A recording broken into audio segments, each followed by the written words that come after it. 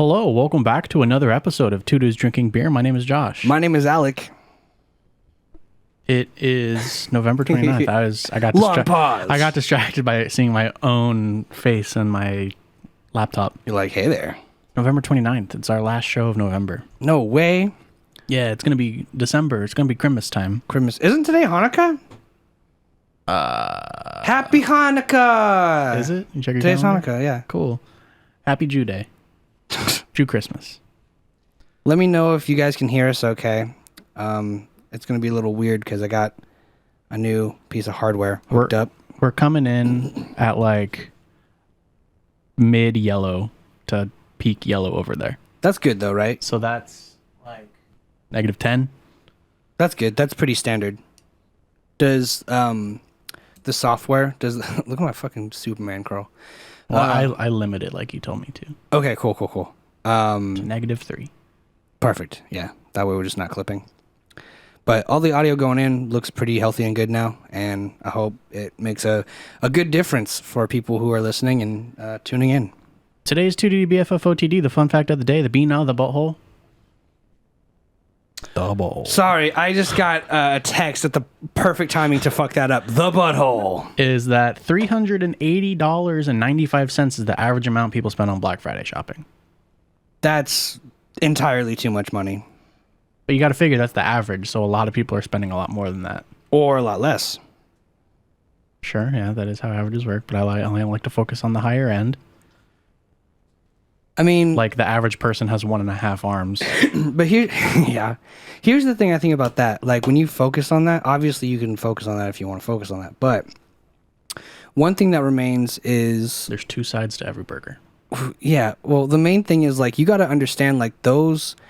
like big numbers often come from like corporations or businesses too. Like it's not always just the individual. It's the average, but like there might be like a venue out there being like, you know what we need is 5 big screen TVs that are 70 inches and we can get them half off today. So let's do that, you know? Like it's possible. And that kind of skews those numbers a little bit in my head. I think you need to find a more delicate balance. Well, then you also have the people who are just going there and is it sales that are only like Black Friday exclusive sales, or is it like someone going into like Target to buy a pack of gum, or like?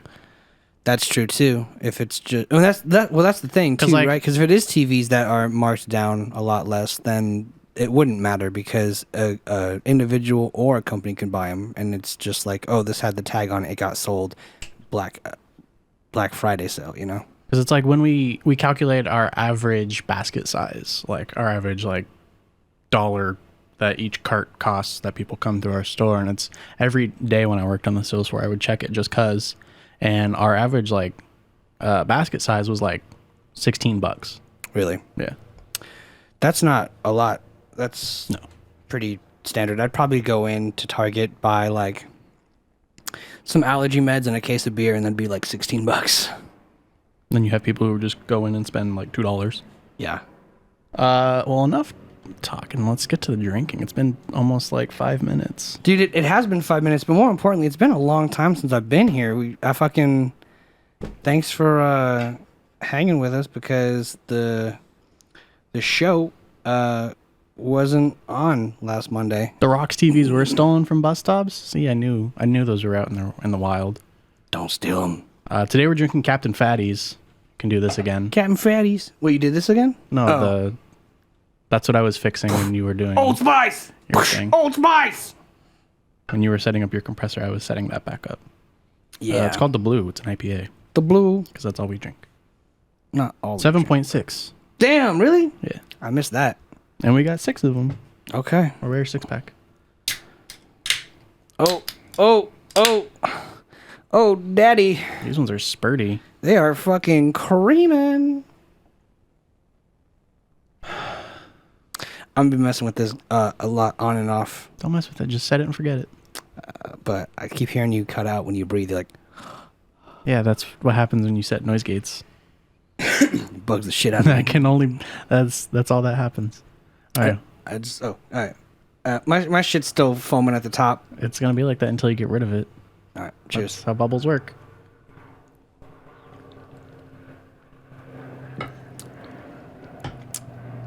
Tastes like weed. Very hoppy. Very, very hoppy IPA standard taste. Classic IPA. Classic hop.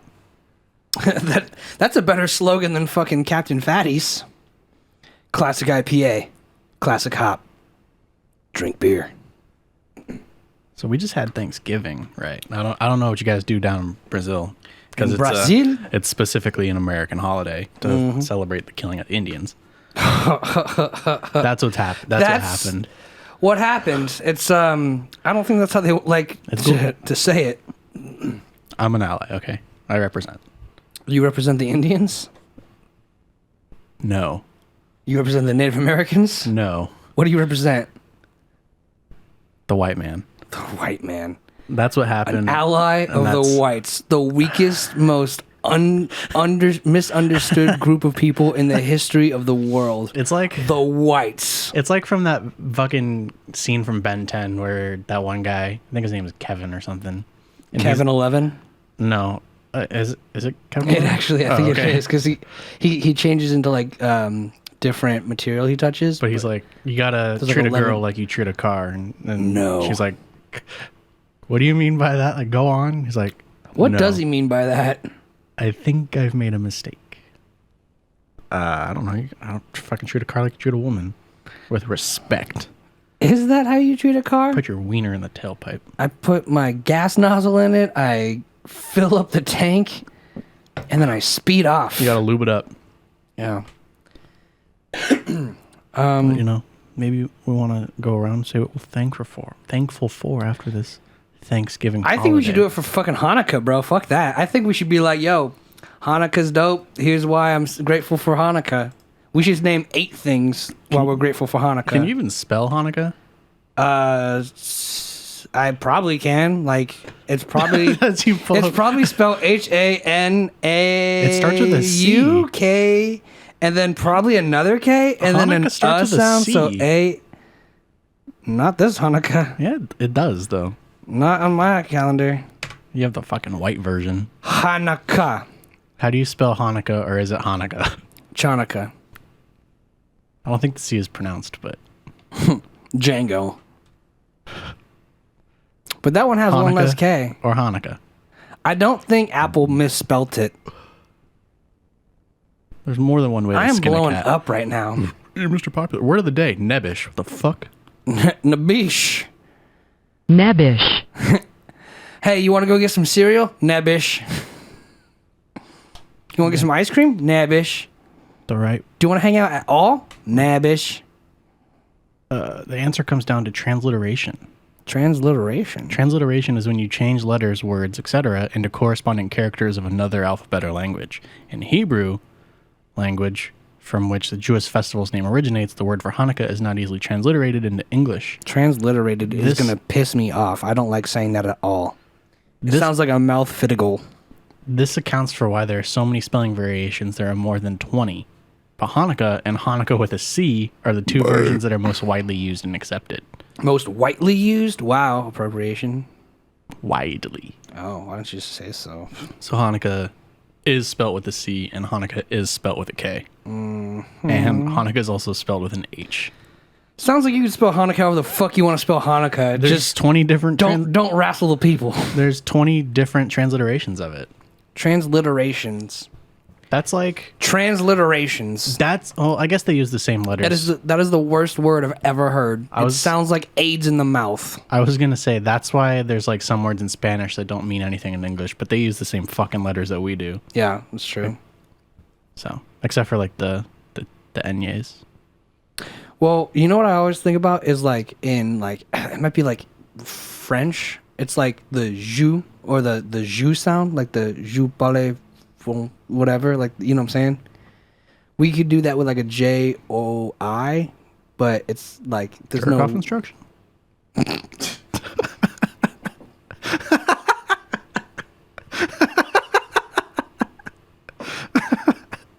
We're back. Okay, 10 minutes in. Striking gold. I already made the joke. Striking gold 10 minutes in. I love it. Fucking A. Like, I'm just saying, like, I see license plates, and I always try to like read them or make sense of them. You know, Make them words. make a word or something. And I'll see JOI and be like Zhu, Zhao, Jiao, Joey, something. But two different beings. but I just know that the French alphabet or whatever has something for that zh sound, and I like that sound. I think it's a sexy sound. It's a smooth sound, like zh, jombo. Yeah, I think the most common places for transliteration would apply to be those languages that have like fucking characters that are like whole phrases and are words, like Japanese, Chinese. Germany has a lot of those. Do they? I saw a video on it. Yeah. Because they use like regular letters too. Well, they have like phrases, but like if they say a sentence, it could be more of a paragraph. Because like one kanji is like 3 words. What's a kanji? Japanese character. Let me pull up a video that I'm talking about because I didn't even set up my fucking keyboard. Whatever. That's I got a few interesting notes. I think I want to talk about too. Thanksgiving was my first one. But yeah, how was your Thanksgiving? It was good. We had it here. We tried to do something different. My father got a big old brisket, and we were gonna slow cook it in the grill, smoke it with some apple wood, and it turned out super tough, not very good. We found out that we should probably wrap it next time in some foil and butcher paper. So we turned it into chili. Nice. I mean, chili's pretty Thanksgiving-y. You know what's so After funny? the fact. I went to Thanksgiving in LA, my family, and it's a pretty diverse crowd out there, to say the least, you know? And I thought that was the most Thanksgiving shit ever. Like, granted, we had like turkey and stuffing and all the like the Traditional stuff. all the traditional stuff, but then we had like some Mexican dishes and some Chinese dishes and Indian, and I was like, yo, like this is the most Thanksgiving shit anyone's ever done. Like, you can follow the turkey shit, but like the whole like traditional meal was like sit down, like here's the stuff we have that's good. Can we have some of the stuff that you guys like? And I felt like that was the most authentic thing I've ever done about Thanksgiving ever. It's cool to do Thanksgiving potluck style. Yeah, and assuming everyone can cook. Yeah, and I think that's kind of what like I'd almost prefer moving forward. Like, yo, you bring a dish, I'll bring a dish. It's like It's also better on who's ever hosting it. Yeah, I mean, They don't have all to the spend leftovers. all that. Well, they don't have to spend like all day cooking Oh, I'm like food. and cooking. You're and like cleaning. labor. Yeah. 'Cause No, you that's just true. Take your dish home. Unless you prepare it in like one of those like aluminum fucking food serving trays. So you just throw it away after. Yeah. Makes sense. 3 letters and 4 numbers. That's kind of what it is out here in the United States right now. Goes At least California. It goes number, 3 letters, and 4 numbers. Yeah. Yeah. F and ends with a G. The forbidden word. The forbidden word. The word not to be spoken. But I found the video. It's from the School of Life. It's titled "Why Germans Can Say Things No One Else Can." If you wanted to look that up, it's a really good video. It's 4 minutes long. I think it's worth taking a shot because some of the stuff is like super deep. Other stuff is just like dumb. Like, oh yeah. We're hugely dependent on language to help us express what we really think and feel. But some languages are better than others at crisply naming important feelings. Germans have been geniuses at inventing long, or what get called compound words, that elegantly put a finger on sensations that we all know, but that other languages require whole clumsy sentences That's what I'm or saying. paragraphs to express. So here is a small selection of the best of Germany's extraordinary range I really of like this compound video. words. Erklärungsnot. Literally a distress at not having an explanation. The perfect way to define what a partner might feel when they're caught watching porn or are spotted in a restaurant with a hand they shouldn't be holding. More grandly, Erklärungsnot is something we feel when we realize we don't have any explanations for the big questions of life. It's a word that defines existential angst as much as shame. Futterneid. The feeling when you're eating with other people and realize that they've ordered something better off the menu that you'd be dying to eat yourself. Perhaps you were trying to be abstemious. Now you're just starving. The word recognizes that we spend much of our lives feeling we've ordered the wrong thing, and not just in restaurants. Luftschloss. It's weird to have like a whole Literally, word for like castle an in the idea. air, Right? A dream that's And unattainable. it's so A word concise. suggesting that German culture is deeply indulgent about big dreams, but also gently realistic about how hard it can be to bring them off. Backpfeifengesicht. A face that's begging to be slapped. Generosity towards others is key, but German is bracing and frank enough to acknowledge that there are also moments when it's simply more honest to realize we may have come face to face with a dickhead. Ruinenlust. This word shows German at its most delightfully fetishistic and particular, meaning the delight one can feel at seeing ruins. Collapsed palaces and the rubble of temples Turns put you on. anxieties about the present into perspective and induce a pleasing melancholy at the passage of all things. Kummerspeck.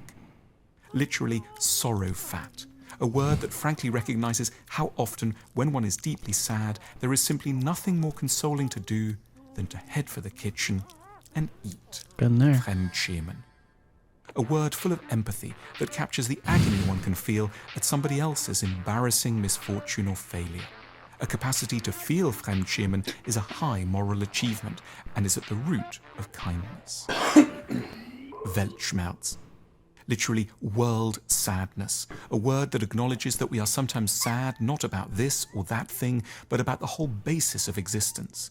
The presence of the word indicates a culture that isn't falsely cheerful, but takes tragedy as a given. It is immensely reassuring to be able to tell a friend that one is presently lying under the duvet, suffering from Weltschmerz. Schadenfreude. We're meant to be sad when others fail, but German more wisely accepts that we often feel happiness, Freude, at the misfortunes, the Schaden of others. That isn't because we're mean, we just feel Scheiße. deeply reassured when we see confirmation that life is as hard for other people as it is for us.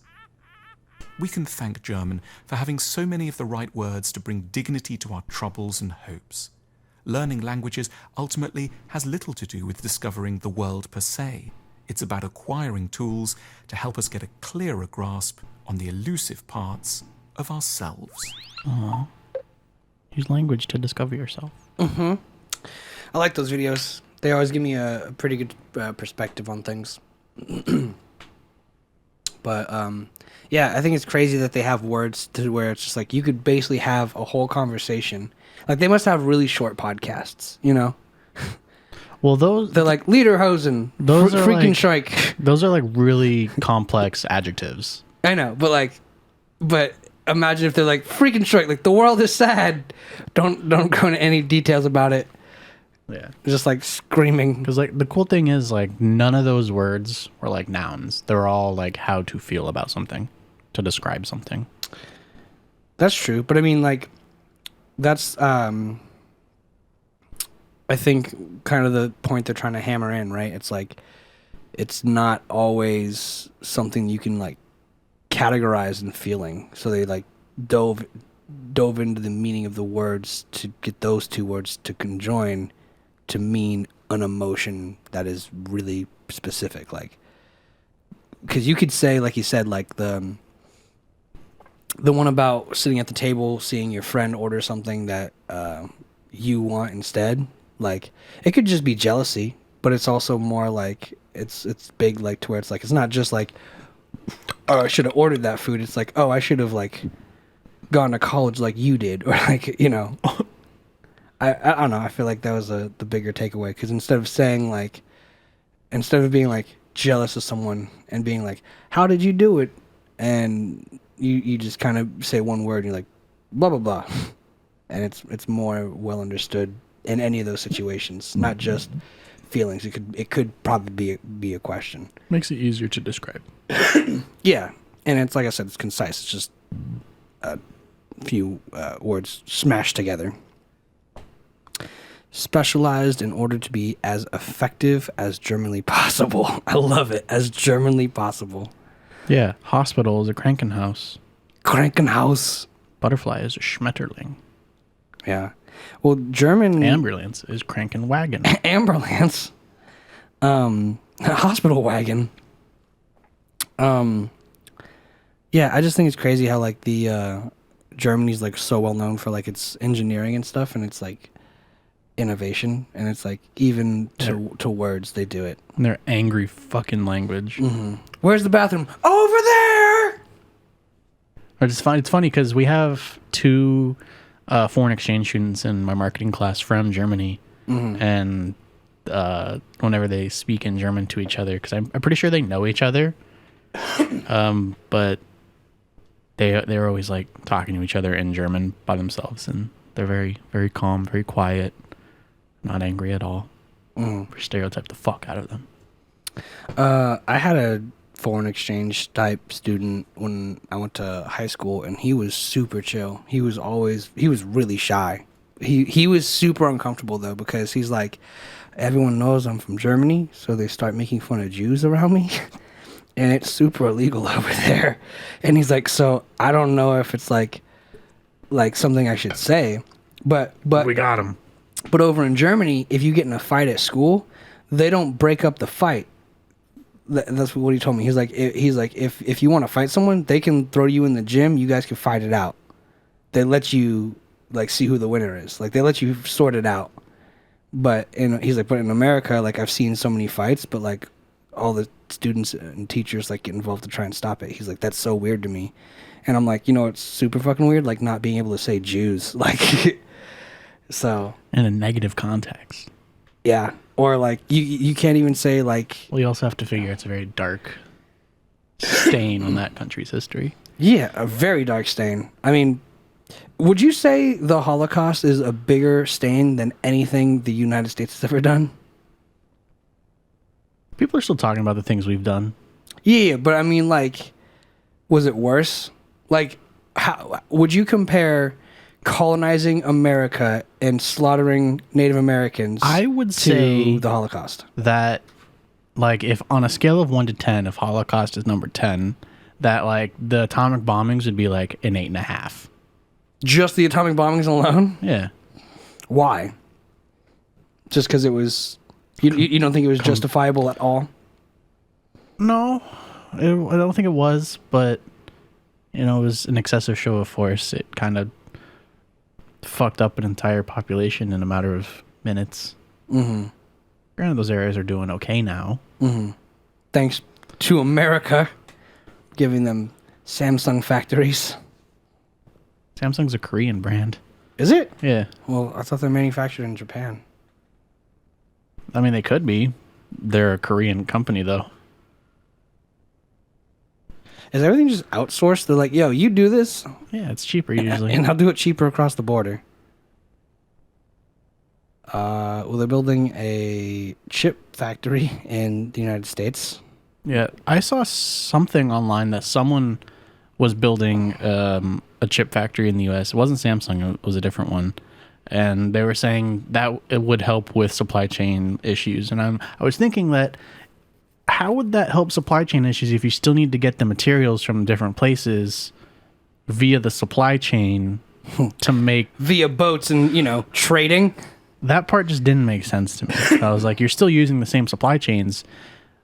Just shipping in the end would take less if it's homemade. Mm-hmm. Then you're just using our network. Well, I think the main thing there is like the laws, right? So there's probably like taxes or fees, and like you can take shortcuts in Mexico or Canada on some things, which is why like they often send like all the like I think a lot of Ford manufacturers are out in Mexico.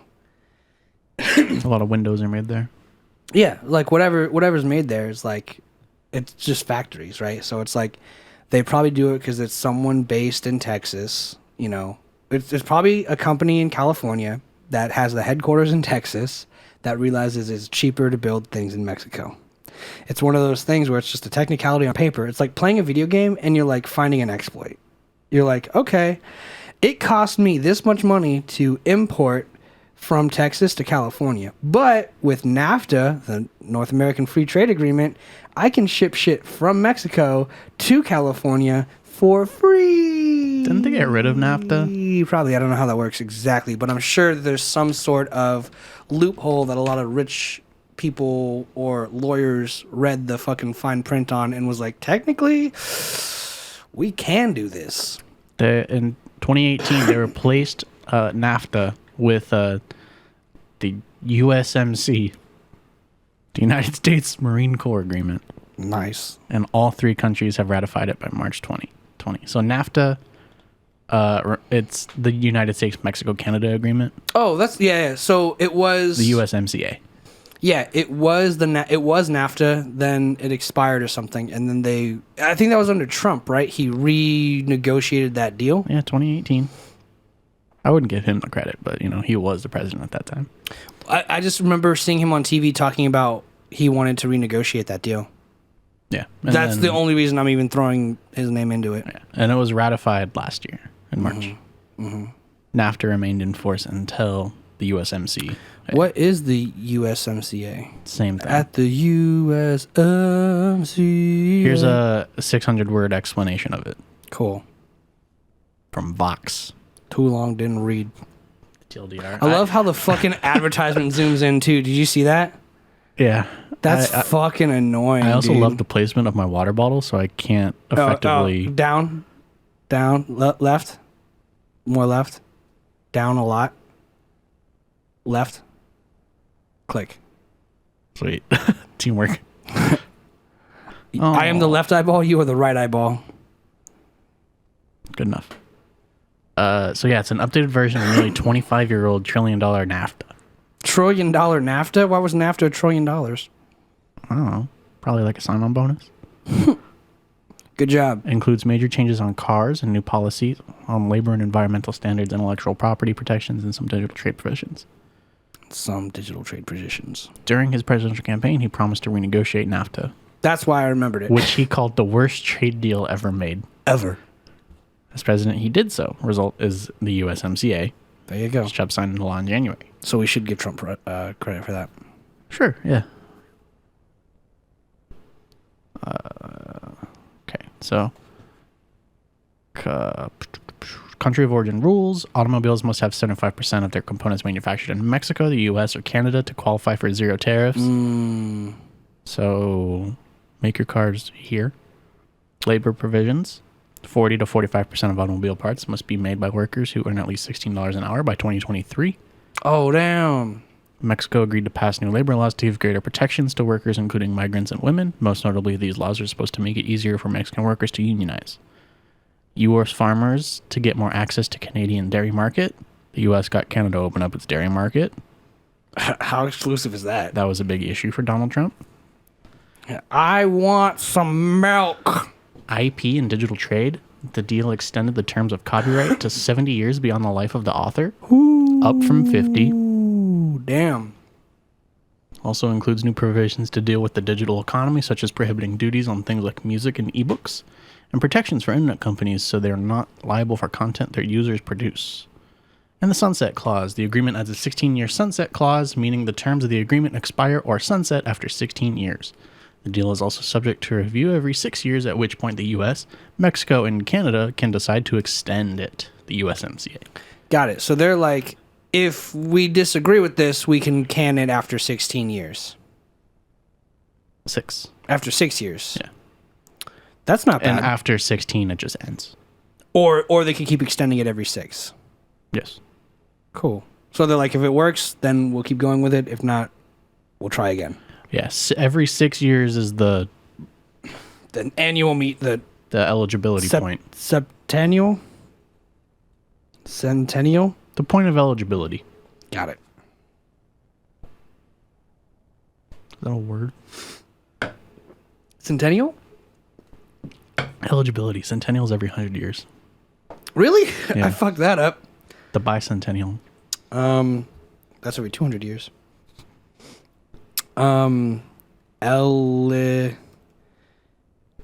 can't even spell it right. Eligibility.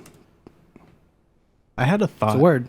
the other day, What, which was like a whole ass thought? a whole ass thought. Damn. Yeah, I had one the entire day. It was when we were at Pedals and Pints, I believe. I don't know if anyone else heard me when I said it though, because it was kind of loud and I'm kind of quiet.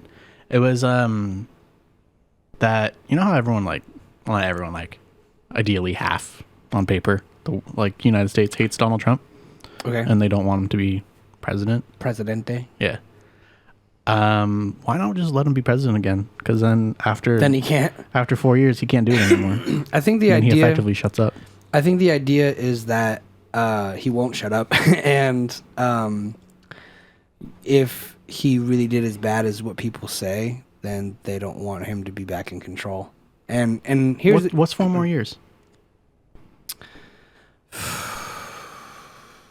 It's really not. COVID-20. It's really not that long. I know. I mean, look, man.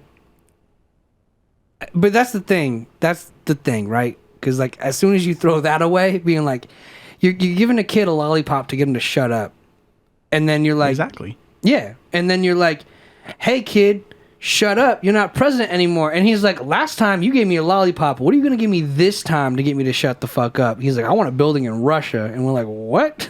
Let him do what he wants after he's president. I don't think that's how that works though.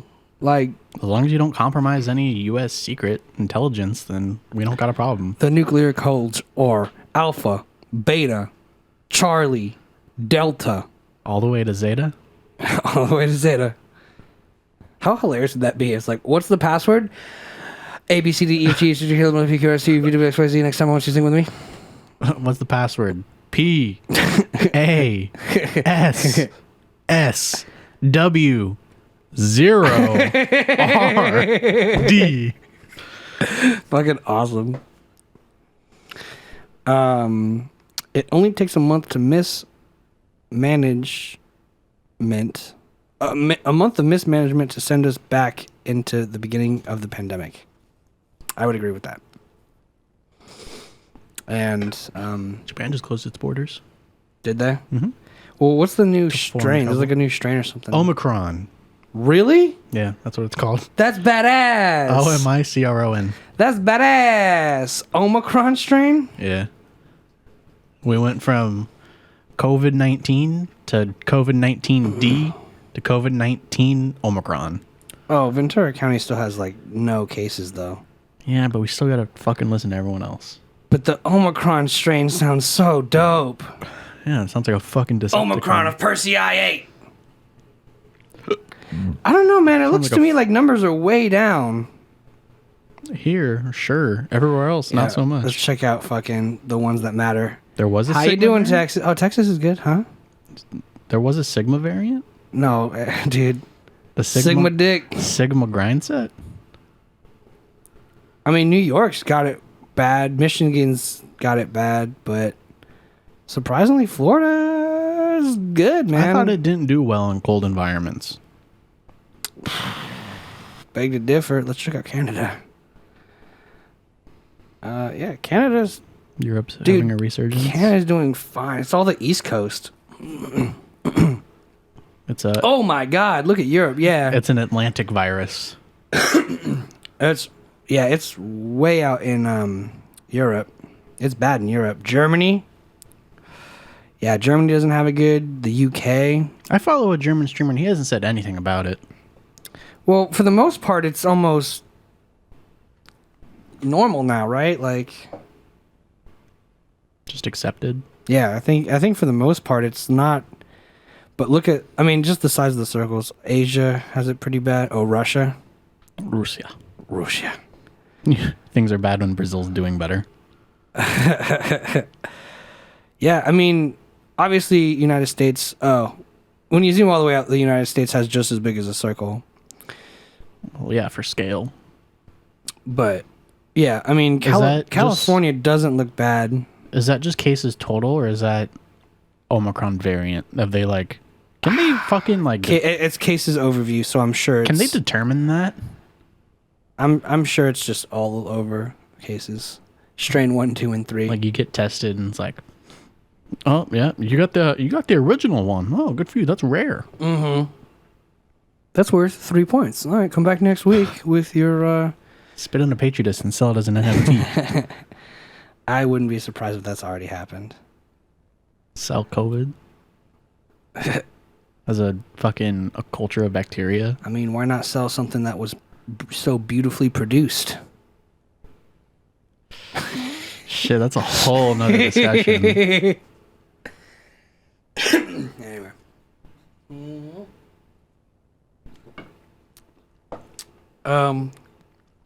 Let me check my notes. A manufactured pandemic.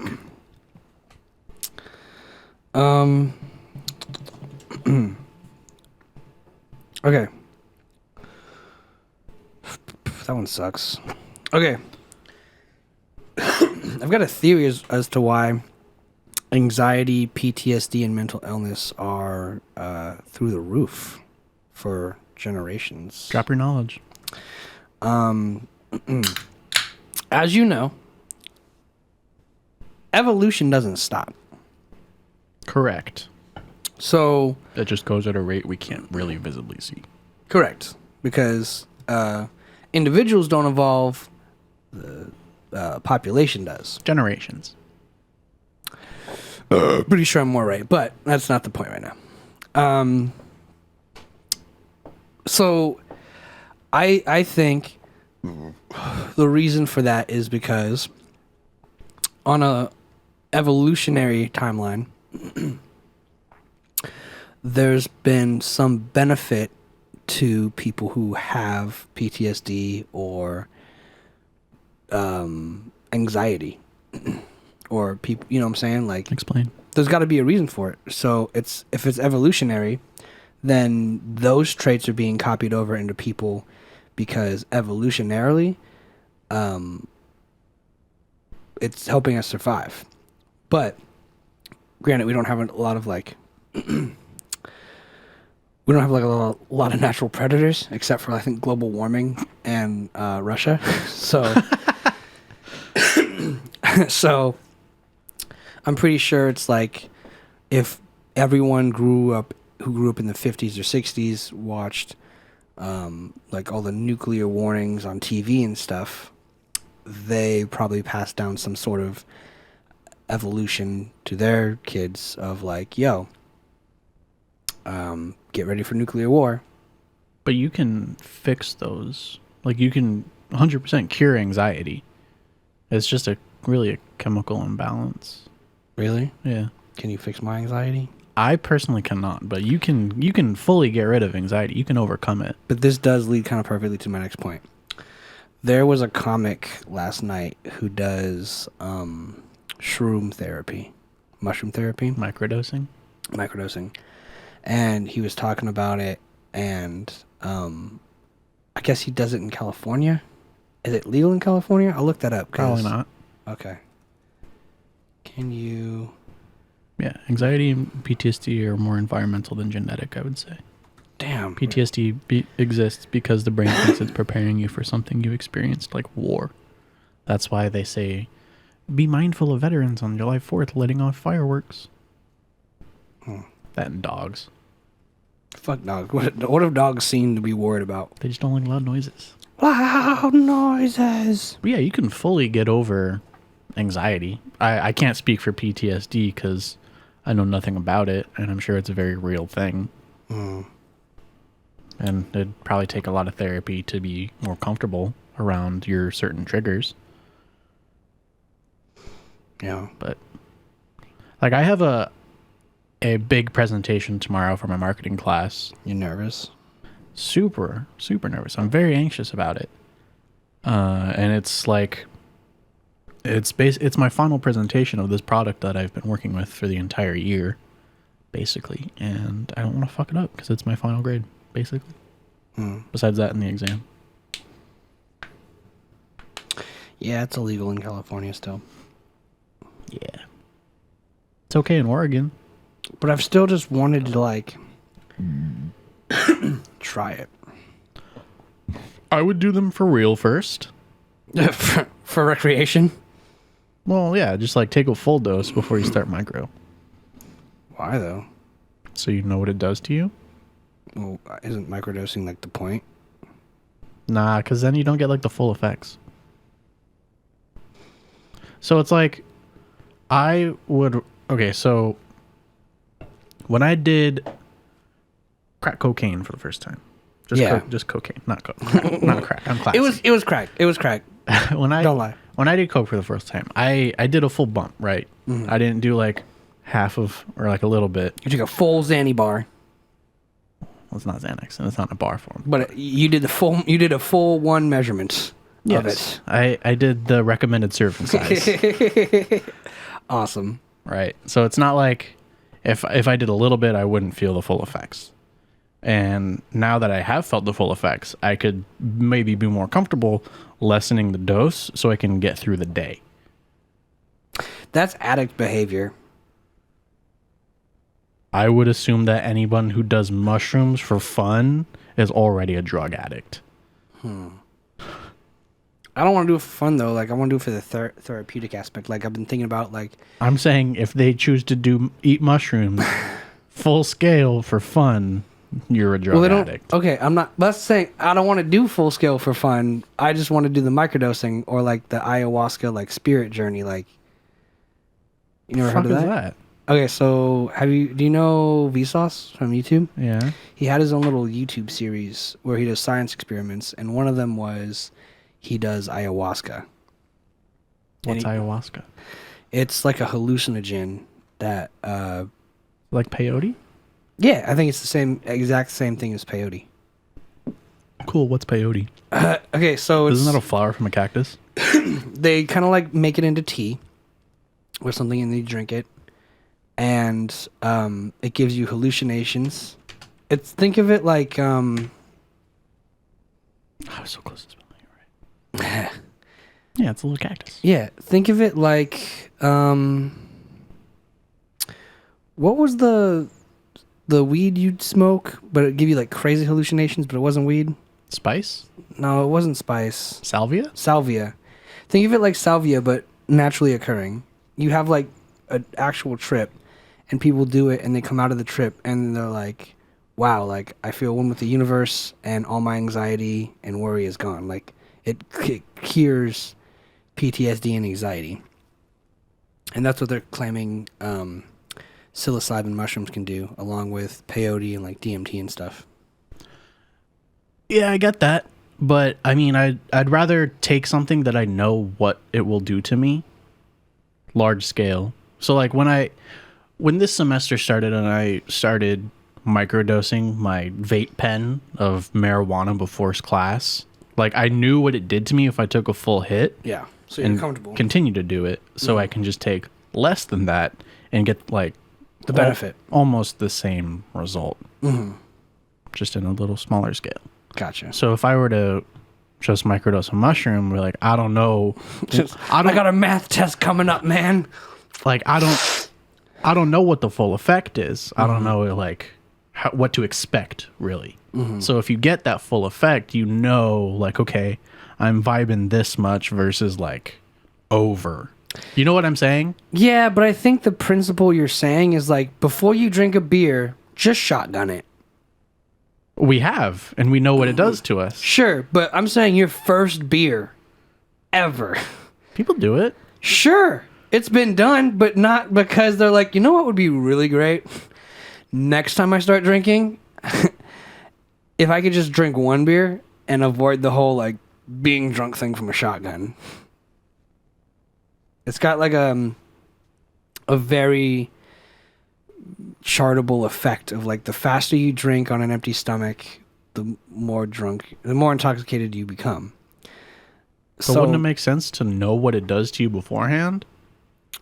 So you can handle the certain amount? Because I don't think it matters. I think it's better to start slow. Because I would say my microdose to marijuana is different from Ryan's microdose. Someone who smokes often. Yeah. But so if we know the full amount that affects us to get us like as off our rocker as possible. Okay, but the idea isn't we're not trying to find the optimum dosage for like a mass population for a medicine It's a personalized dosage. Yeah. And you can So that's you can different you for can everybody. gradually go up safely. I think the way you can gradually wean. You know what I'm saying? yeah. I don't think it makes a impactful difference if you start super high. I'd rather. I guess then I'm saying this from a personal perspective. Because what you're being what essentially you're saying is like, no, take the whole dose and then do a therapy session high on mushrooms. You don't have to do therapy. Just That's what I would just say. That's what the science is saying in I'm association. saying doing a recreation. Recreationally, Oh yeah. we went mudding. I think it'd be better to know your max capacity. I think that's a terrible way to word that. I think you should do as much heroin as your body can physically take. I want to see you foaming at the mouth before you call some pussy shit, being like, "Oh, I just want a little bit." And then you can just microdose the rest of the day when you're addicted to fucking heroin. Do you see what I'm saying? Because that's all you can afford. Clearly. Alec, just fucking die. Me? What'd I Yes. do? I don't know. Who said that? Was it Wasabi? Ghost wants you to die now. Why? Oh, probably just because he wants me to overdose. That's what I'm saying. I think I would be personally better off if I were to do mushrooms, the recommended serving size for a full high for someone at a certain weight. However the fuck that's measured. Hey man, be really careful with this stuff. A lot of people are dying, so if you weigh 200 pounds and you're 5'10", I only recommend doing a key. If you're bigger than that, you could do 2, but no more than that every hour. Like, they're not fucking doctors, bro. They're drug dealers. I don't know, man. This guy, I don't know if you remember him, Trevor. Do half doses. Trevor? Oh yeah, I know Trevor. The bed off the ground, that guy? Yeah. That's who gave me it. Nice. I remember, yeah. That dude was whacked out of his fucking mind. And that's your fucking Yahweh of this motherfucker. This dude's like your fucking goat. You're like, oh, dude, this guy knows how the fuck I need to do drugs. And you're just like, yeah. The amount like it took you to process that was. I had to think of something quick that cut deep, and I think I nailed it. Oh my fucking God. You're like, yeah, that guy, the one who's gonna be safe when the floods come for all of us. He told me, jump off the deep end and learn how to swim. That's the best way. No floaties. I determined that myself. Fuck that. Yeah. Because you were lucky enough to survive that situation. That's like your dad being like, you know what? I got in a car accident when I was younger. I got a DUI when I was younger. I went to jail when I was younger, and it made me the man I am today. So you're a little bitch until you do all 3 of those things and come home a stronger man. We can't really classify like what makes you a man. Okay. So let's not start classifying how much drugs to do then. That's different though. No, it's not. Okay, so I said for me, I think it'd be better to figure out my high. Para tú. Yeah, for me. Pero not everyone else though. I think it's a very good starting point. Okay, well, I think that's a terrible way of looking at things. What if you microdose too much and you get too high? Then you're normally high at your standard, you Then you dipshit. find your max capacity. Yeah. And then you go backwards from there. You can't microdose too much. Yes, you can. You're just dosing at that point. You're just like, But you don't know what your dose is. okay, but So you find out what the dose is, and then you do less. I'm sure. What is 'Cause the lethal dose I don't think it can kill you. of psilocybin? Just type in magic mushrooms. That's a good way of doing it. I want to sound smart, so when the formula comes for me, they're like, oh no, he was doing research, not just The formula? doing drugs. Algorithm, whatever. The fucking formula. What's the ravioli? Give me the formula. What is the lethal dose of magic mushrooms? Because why is my brother calling me? I'm not going to answer. He wants to tell you to get off the... You got to pull that up and show everyone, just so they see that we're looking at some dude cream his pants right now.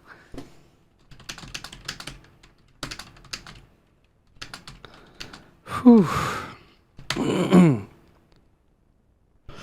You just click on the first link. Sure did. Yep. You always do. Psilocybin mushrooms contains a substance that is among the most powerful psychedelic drug in the world, along with LSD and mescaline.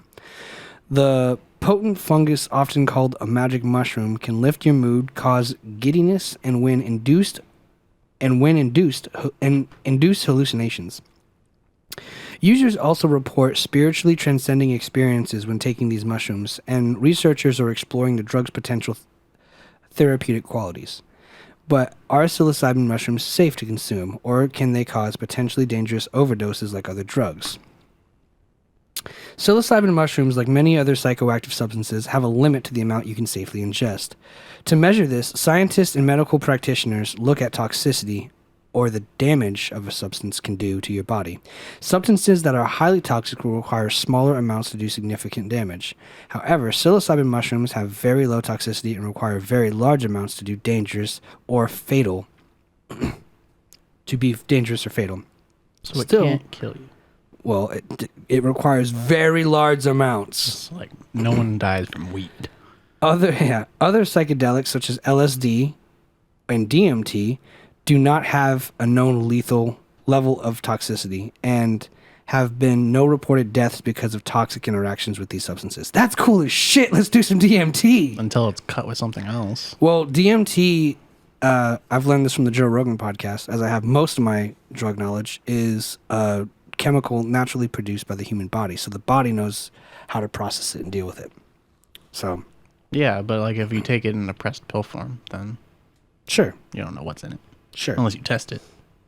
By microdosing. No, like you buy a drug test kit.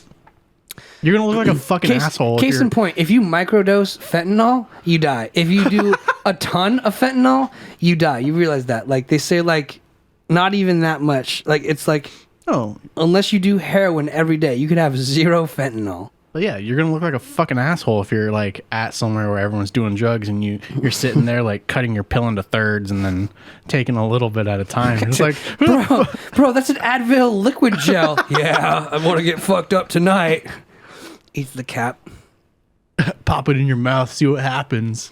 You won't be able to feel your tongue. Yeah. So what you're telling me is it won't kill you. It does not seem like it, no. But It'll just turn into a vegetable for a little bit. I will probably physically transform into a vegetable if I'm high enough on mushrooms. A substance's toxicity is measured in a median lethal dose, which refers to the size of the dose that would kill 50% of a given population. That's crazy. Toxicities are usually compared in rat and mouse studies. When the harm potential of psilocybin mushrooms was tested in rabbits, it showed to have a median lethal dose of about 12 milligrams per kilogram. How much is 12 milligrams per kilogram? I'll Google that too. There's 1,000 grams in a kilogram, so there's 10,000 milligrams in a kilogram. So It was 10 to 1? 12 to 1. 12 to 1, so that's 0.4012. What does that mean? How much is that? How many shrooms can I take? I don't know. Researchers have... Oh, here it is. My dumbass. Read the next sentence. Researchers have estimated that it would take about 280 milligrams per kilogram to be potentially lethal to a human being. So for every kilogram you weigh, Yeah. So every kilogram you weigh, you need to take 280 milligrams. okay, so let's bust out a fucking kg to lb. And we're going to fucking calculate this, right? Okay. Okay, so 1 kilogram is 2 pounds. how much do you weigh? 210. So 95 kilograms. So 218 milligrams? 280 milligrams. 280? Yeah. Alrighty. 280. I'd have to Times eat 95. 4 times my body weight You need in mushrooms. 26,600 milligrams. Now divide that by 10,000. That's 2.6 kilograms. That's a lot. Yeah. That's 4 pounds I'd have to eat 4 pounds of mushrooms to die. of the psychoactive part. If you could even get that far, 'Cause you're like a pound in, you're like, Because it's probably not like the whole mushroom is like Toxic. yeah. It's fucking hilarious. How many pounds of weed would you have to smoke before you die? Like I want to know all these numbers now. Like just fucking unrealistic. Like you'd get bored and go to Carl's Jr. far before you ever OD on marijuana. Yeah. It is estimated that you would need to eat at least 3 pounds of dried mushrooms for it to be fatally toxic. I love how we did the math. And it's like, again, the second sentence after that. Oh, but the consequences. This is what I want to talk about. Because it's like, if you do a little, it doesn't do too much damage. If you do a lot, it does a lot of damage. While an overdose on psilocybin that causes dangerous physical consequences is unlikely. Damn it. It is possible that large doses can cause unpleasant and even damaging psychological issues. In some cases, ingesting psychedelic mushrooms can cause severe side effects, including violent behavior, suicidal thoughts, psychosis, and convulsions. It's recommended that you do not take it with ice, speed, or ecstasy as well. Yeah, I could imagine that. It can increase the chances of a bad trip. While these side effects are rare, there are 3 reasons you might experience these unpleasant symptoms. The mushrooms were given to you without your knowledge, and their potent psychoactive effects can come at a surprise. What? The mushrooms were given to you, and they're more potent than you expect. So some can be very potent. You took a high dose that you were psychologically unprepared for. So they don't want you to take high doses if you're psychologically unprepared. I'm not psychologically prepared. But you don't know how much is a microdose. A little bit. Compared to what? If there was an entire mushroom, 2 pounds to kill you? Like, what's... if there was an entire mushroom, I would cut it in half, They're not, though. cut it in a quarter, and I'd eat the quarter. They're basically the size of the mushrooms that we served at Pizza Rev. Those cut champignon mushrooms? That's the size of them. So I'd have a quarter of that. Is that a lot? That sounds like a full dose to me. I don't know. How much is a full dose? How many mushrooms? That's what you need to figure out first. It says, do not take mushrooms if you are in a loud, disruptive setting. So not on this show. No. The effects of psychedelic drugs like psilocybin are largely subjective and can vary widely from person to person because they play on a person's thoughts, perception, and state of consciousness. That is a scary sentence. Yeah, they're going to fuck you up. State of consciousness. Knowing. Meaning you could be in another state of consciousness on this drug, meaning you don't have to be you. Knowing the idea of your psychosis doesn't sound like a good idea. Definitely not. What do you know about me that I don't? Well, if your music is a reflection of what you think about. For sure. The effects of a mushroom can be changed by internal and external circumstances. Among psychedelic users and researchers, a concept called set and setting may determine a person's experience with the drug. The word set refers to the mindset, thoughts, and feelings one has going into mushroom use. Someone who's extremely anxious, angry, frustrated, depressed may have an overall negative experience when they use psilocybin. At the same time, someone who is calm and relaxed may have a genuinely positive experience.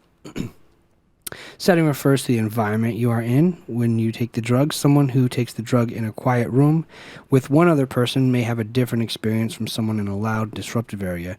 Most experienced users recommend quiet and dark settings, but many people use the drug in party settings, which may have large crowds, flashing lights, and loud noises. So I can't do it at work. Disruptive sights and sounds may cause unpleasant psychedelic side effects in someone who is under the influence of psilocybins, like panic. And I think that's pretty okay. Oh, mistaken identity. While psilocybin has very low toxicity, there is another mushroom that has incredibly high toxicity. Shiitake. And they, unfortunately, look identical. That's so shitty. A mushroom scientist called Amanita What do you need? phalloides. Huh? What do you need? Amanita phalloides. You need Floyd? Amanita phalloides Let me call him. is colloquially known as death cap. No thanks. I've heard of those. In 2017, the U.S. Centers for Disease Control and Prevention reported several deaths and illnesses caused by these mushrooms.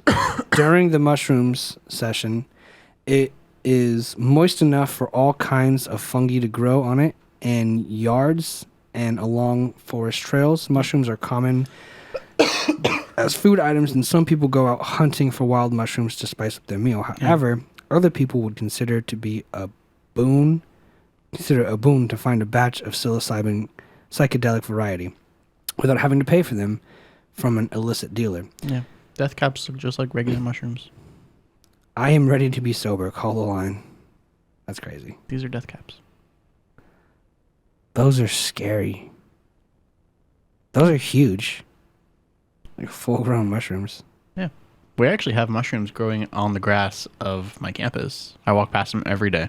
But they're not magic mushrooms. I don't know. No fucking idea. They could be death caps. I don't touch them. I want to, but One of the fucking mental ill patients like planted the seeds for some death caps spores. way long Mushrooms ago. don't come with seeds. Yeah, spores, whatever. Yeah, they just look like fucking just regular mushrooms. Mushrooms from magic mushrooms. And then you got the mushrooms that are based off of Mario. These will kill you too. Really? Yeah, pretty sure at least. Those I wouldn't eat those. Those are gross. You don't know what they taste like. They look gross. I'm sure all mushrooms taste the same. Earthy. How to identify wild psilocybin mushrooms. Wild psilocybin mushrooms are found in many locations across the globe and can occur in at least 10 different varieties.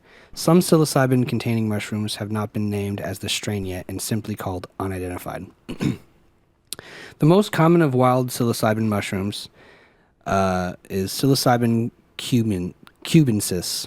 It is found in the United States, Mexico, Central and South America, and the West Indies. Psilocybin mushrooms can be often be recognized by their color, shape, and stem bruising, which provides a blue color.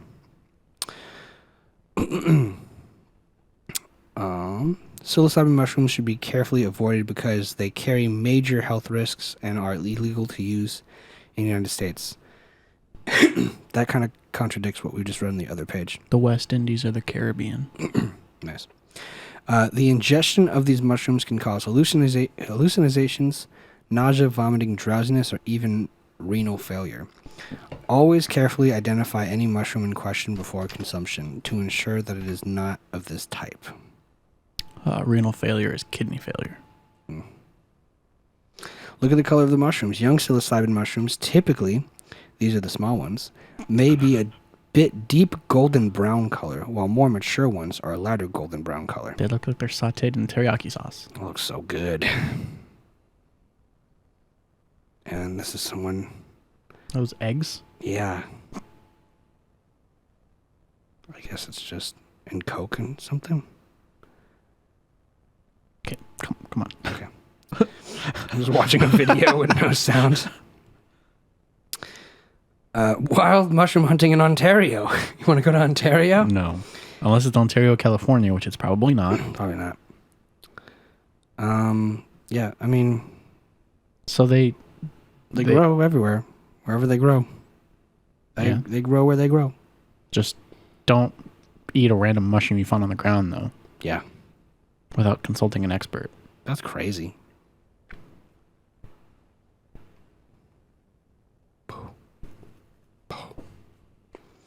Okay. Well, no more mushrooms for me. Like just to eat, or? No, I love mushrooms. But no more eating them off the ground like I have been. You don't do that. No, that's disgusting. Something you do. How dare you? It's true. Not often. I haven't eaten anything off the ground in a while. Wow. 90 days sober, huh? It's been like a couple years. Wow. Good for you. Do you have a little coin to show for it? I'm not an addict. Not an abuser. It's not really something I can abuse. Just a casual user. Yeah. Ooh. I know my full dose. Something else that I thought was pretty cool. What kind of books or movies do you remember as a kid? I didn't really read a whole lot because I can't read. Movies. Star Wars is a big one that I watched. I've only like some things that like stick out are like the original like fucking Disney princess movies. I've only ever seen the first ones, and like I'm sitting with like my From the 90s. yeah, and my friends like we'll be sitting and chatting and whatnot in our Discord calls, and they're like, "Yeah, Mulan 2, such a good movie." And I was like, "They made a second one?" Really? Yeah, crazy. there's like a second Little Mermaid. There's like twos of all of them. Really? Yeah, never fucking knew that. Just like ones that stuck with me, or just like things that I Just enjoyed. what do you think about when I'm like saying books and movies from your childhood? There was this one movie about a kid stuck in a library, and he goes through all the different books. I think about that a lot. Do you know the name of it? No, Okay. but I'm pretty sure it's Macaulay Culkin. Okay, cool. That's kind of what I wanted to touch on. I think it's so crazy that we can remember movies and like have an idea Page Master. stick with us. Nice. Stick with us as kids. And I want to know, do you think that could shape you? 100%. 100%. Do you think there's movies and books that you've read or watched that you don't remember?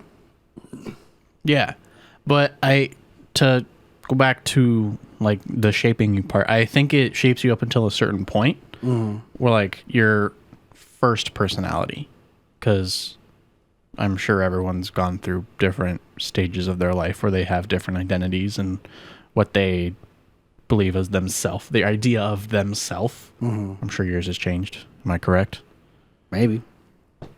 Can I get a yes or a no? I'm trying to get out of the point, so in order to help prove my point, I have to decline to answer. Okay. Because I know the idea of myself has changed.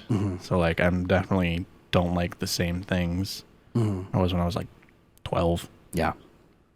So, I think it does, like, define who you are at a certain point. And then from there, that's when you branch off. Cool. It's like your initial personality. Yeah, awesome.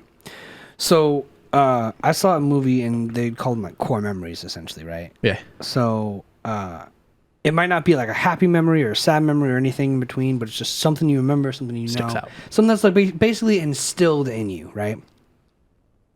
That being said, what do you remember from like first grade, second grade? Like what lessons do you remember learning?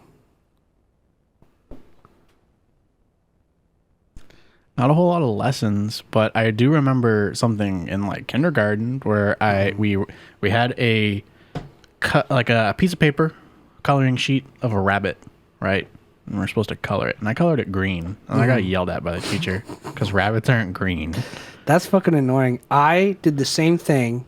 This is a true story, and I was praised for it because in my resource classes, they always told me that coloring things the wrong color is a sign of intellect. I'm smart. So I would paint trees like orange with orange leaves, like palm trees, like trees that shouldn't be orange colored, like not just leaves, you know? And they're like, "Wow, you're so creative." And I was like, "Thanks."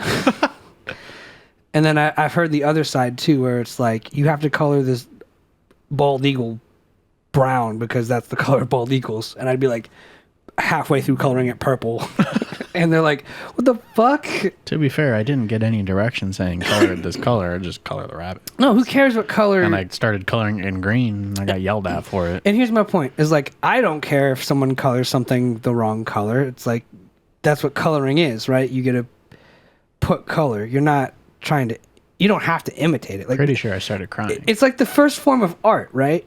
Like, this is your first interpretation of like, imagine being like, handing me a Bud Light can, like, coloring book, and I start coloring it red. You're like, "Dude, you dumbass. They're blue cans." I'd be like, "Yeah, I don't really give a shit." Like, little Timothy eating glue is a sign of early drug addiction. I used to eat glue. I only do a little heroin, so as I grab a beer. I don't have any addictions or problems or issues. Yeah, I'm pretty sure after I got yelled at for coloring the rabbit the wrong color, I started crying, but I pretty sure I got a piece of gum after it. As like an apology. Stop crying. Oh, fuck. Here's some dentine. Okay, so now to get to the point is, do you think there's something you could have been taught at a young age that you forgot, but it still is a crucial piece of your personality or identity? I was going to say yes, but it's not a part of my identity. It's how to tie shoes. Because I learned both methods, the double loop and then just using the single loop. So like the bunny ears method and then just wrapping it and pulling it. I learned how to do the bunny ears first, and now I don't fucking know how to do it. I forgot. So I only know the single loop and one pull, the loop-de-loop.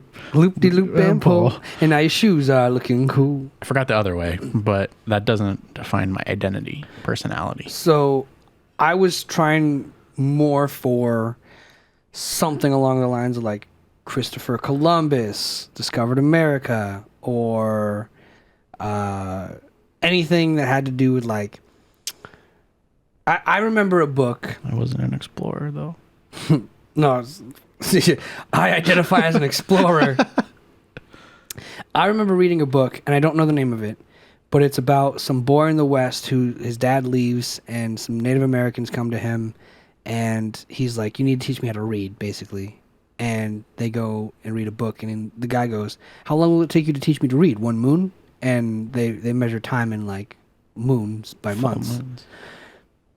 And that stuck with me.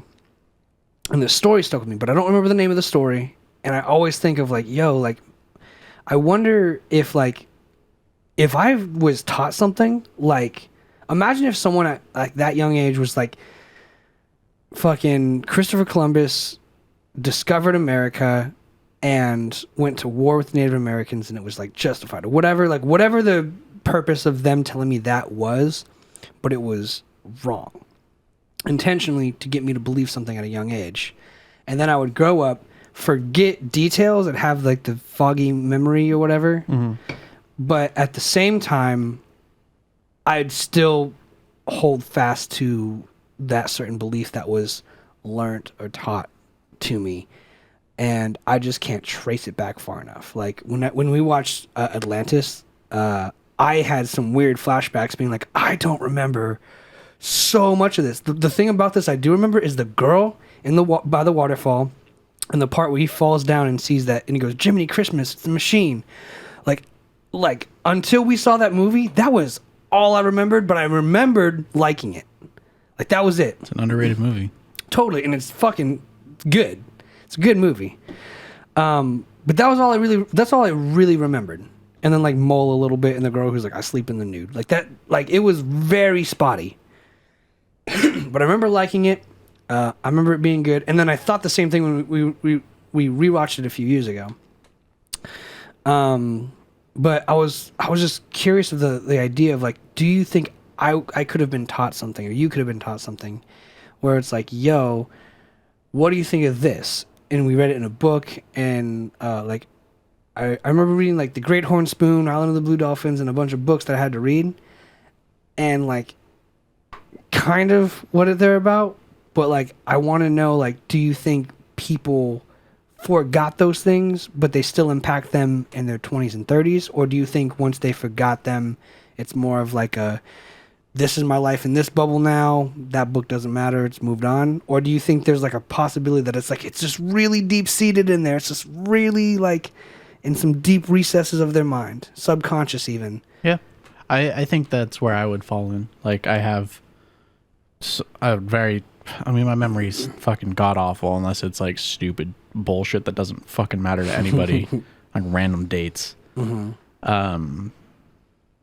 So like I can't recall specifics right now, but I'm sure like in 3 weeks I'll be sitting there, I'll hear something very out of fucking nowhere. I'll be watching a video or something. Like I've sat down and be like, today I'm gonna find this video or this song. Or the Pagemaster movie. Yeah, I Google that like 3 times a year, actually. Do you really? Now you have the answer? I get the name every time, but I always forget it. Yeah. So like that's something I regularly check up on. That's funny. I do the same thing with certain things. I forget all the time, and I'm like, I should know this.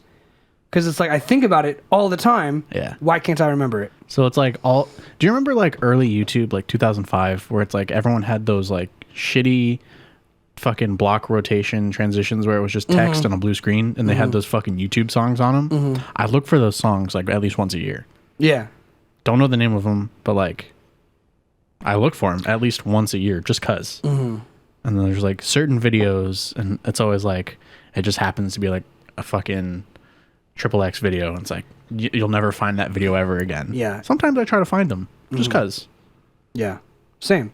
It was like me that time we had that music video in That my song head. with the And I was like the girl with the tie, and it was exactly how I remembered. It was exactly what I said, but it was like 7 years after I claimed it happened. the timeline was fucked. The timeline was so off. I was like, no, dude, I saw this in 6th grade.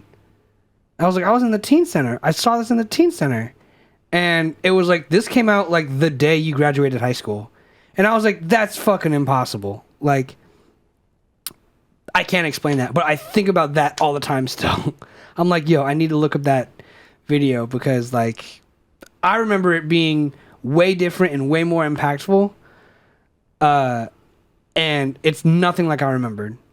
It's like, I don't know where those wires got crossed, but something got so fucking crossed so fucking bad that it bugs me to this day. Yeah. And I can't figure it out. I make it a point, like at least once or twice a year, to go down the rabbit hole to try to find certain things. And then I just end up wasting a whole bunch of time because I never find it because I don't know what I'm looking for. And that's the thing, too, is like you have to consider the internet's probably being bombarded with new shit every day. So every day that passes realistically, there's so much more shit the internet has to sort through for you to get to something that no longer gets a lot of clicks. You're fighting literally time. I'm digging through a mountain of garbage with a hand trowel. Yeah, really. And it's insane. And the only hope you have is like a fucking faded memory of a thing that once was. Yeah, if I'm trying to find a song, I can like kind of hum like maybe a second of it. But Google or like fucking Shazam needs a little bit more than that. Like, what is this song? You can hum the beat, hum the melody, the rhythm. But like, I only have a second or like a line or like 2 words. It's like, fuck. And I personally think it took way too long for Google to get there.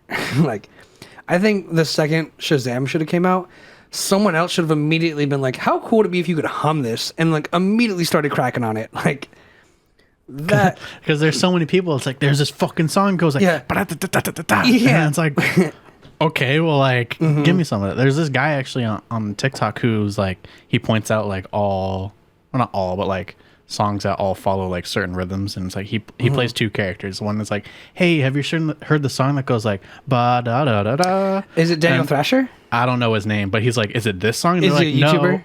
I don't know. Okay. But he's like, is it this song? And he plays a song. It's like, no, it's like more like certain part. Yay, skirt, yay, skirt, skirt. No? Okay. Sure. But then it's like, oh, is it this song? It's like, no, it has like more on like the end of it. Like, there's more like of it. It's like, oh, you're thinking of this song. It's like, no, it's like got something else to it. And he plays, there's like 6 different songs that like are all like have the same kind of pattern that would follow that description. It's very interesting. Yeah. No, shit like that blows my mind too, because like after studying music, it's like think of like cumbia, right? Or some like bachata. The boom, kaboom, kaboom, kaboom. It's everywhere. Kaboom. It's every drum style. Despacito. Boom, kaboom. It's that beat. It's a Latin beat. Hip hop. Right? Country, it's like the with the sticks, the brushes on the snare, and then rock. It's like a.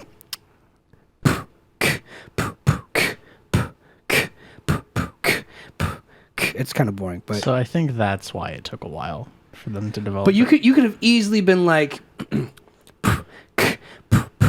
then had the app go, is this a melody, a rhythm, or a chord progression? You could make it like recognize chords, you know?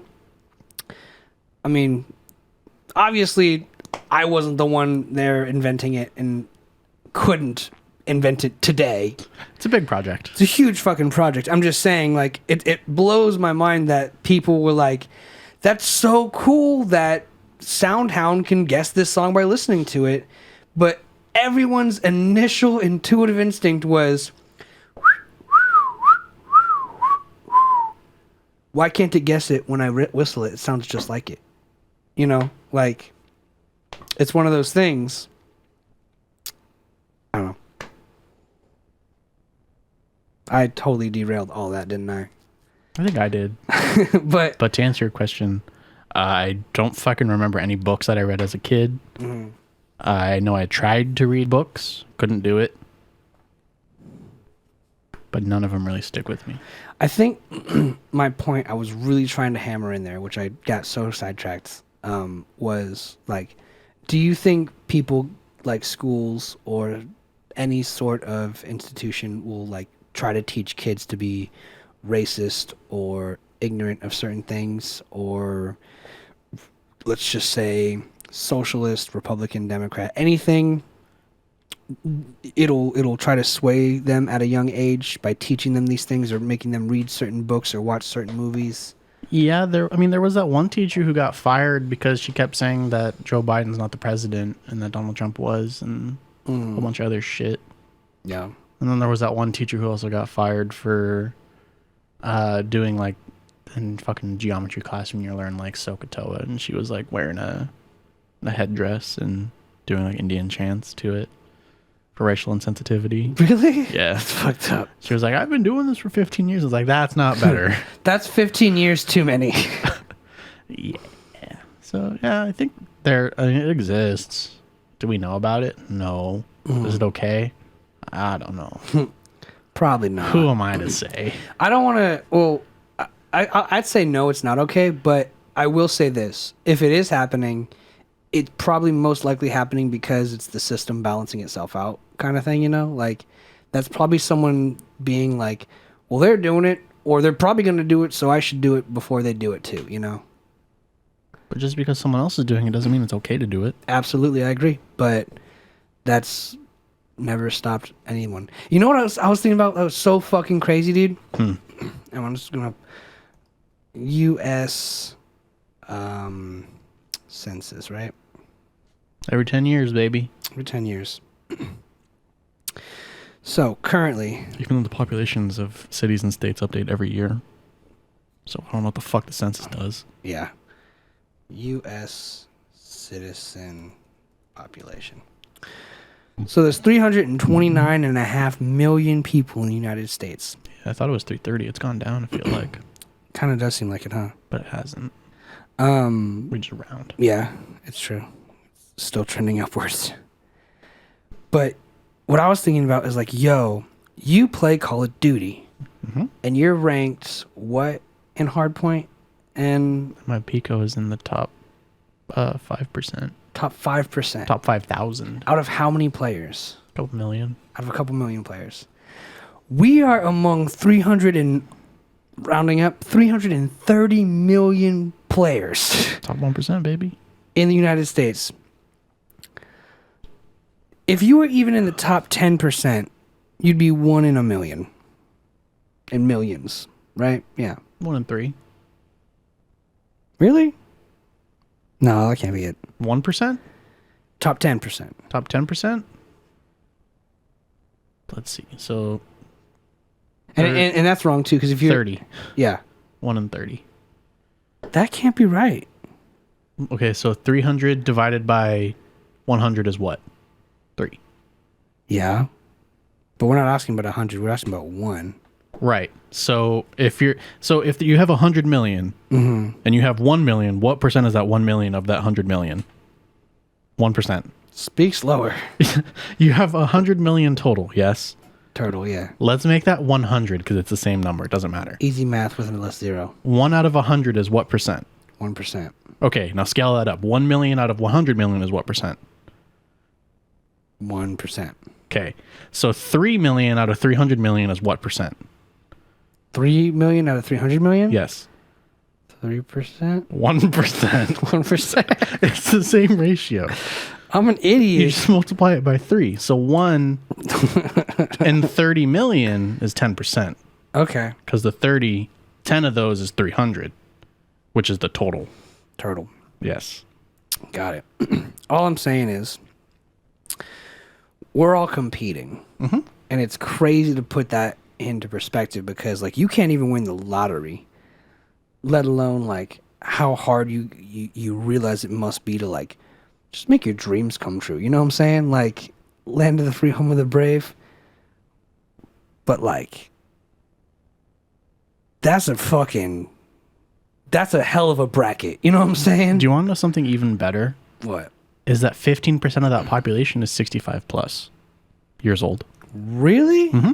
How many is 15% of 330? And I actually have an infographic here I No can way. share because I used it for my marketing class. So this is obviously a projection, but from 2020, a total of 50 million people were aged 85 plus.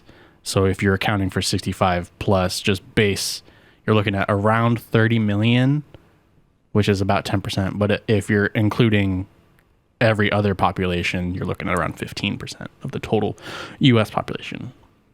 Is the blue the youngest? I can't. 65 to 74 is the blue.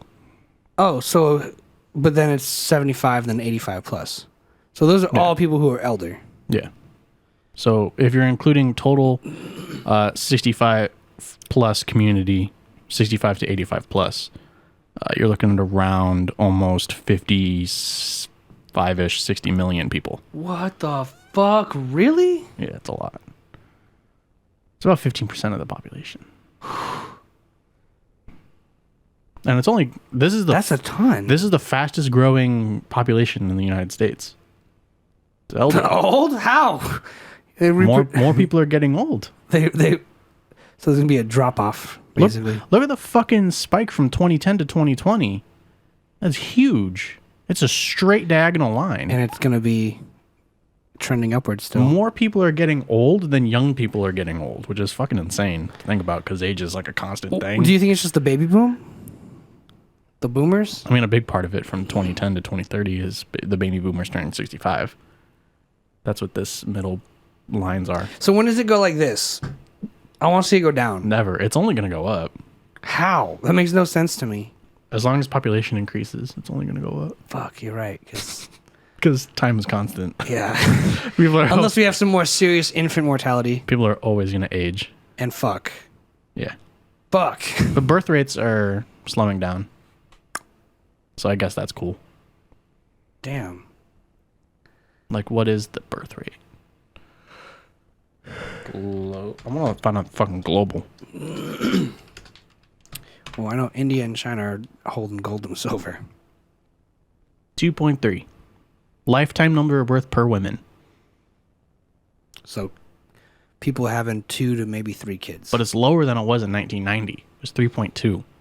So it's gone down a whole child. Damn.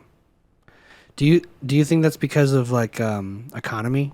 I was thinking about that. Like, if I had more money, like we were talking about houses earlier, and I was like, yo, if I had a house, like how crazy that someone bought a house in their 20s when like 1940, 1950, and they're still living in that house, just not dead. And I'm like, where's my fucking house, dog? I mean, you could still do it. No, sure, I could, but For like, almost the same amount of money. It's do just I want to? good luck finding a house in California. Yeah, it's not gonna happen in this state, and I want to stay here for a while. Yeah. It's dope out here. I like it. So can we get like a mortgage calculator? I think we tried this before. Can I get another beer? Yeah, I'm a whole one ahead of you. Not in a race, homie. I'm just saying. These beers are okay. Perfect. Give it a solid okay. 5 out of 10. This beer. So Google has provided us with a mortgage calculator, so I don't have to put in any information and ding my credit score. Sweet. That's what I like to hear. Way to go, Google. Thanks, Google. These are very spurty. They also don't feel very cold because like this, The plastic the covering. can is so thick with that plastic. Yeah. Yeah, we should include taxes, probably. 7.25. So, average home price, California, 722,406. Fuck! That's the average. 722,406. Down payment. A monthly payment of almost $4,000. For 30 Fuck, years. dude. For 30 years. So you really only need to put 10% down, right?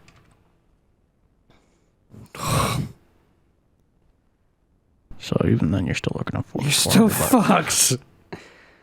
That's even worse. What if we don't include taxes and fees? You know, it's only $3,000. That's still way too high without taxes and fees. That is insane. Look up Arizona. Look up somewhere quickly. Zillow. I'm going to give you the 383,924. less than half. For a house. Yeah, with just 10% down. And 10% is 1,500 down? How much down is it? 38,392. Oh, that's a lot down, actually. That's 10%. But you get that from the bank, right? You get the 38 down from the bank, pay off the bank, pay off the house. Interest rate. What's the fucking average interest rate in a house? In Arizona, I have no idea. 2.86? Sounds about right. Yeah, that's pretty low. 2.8%.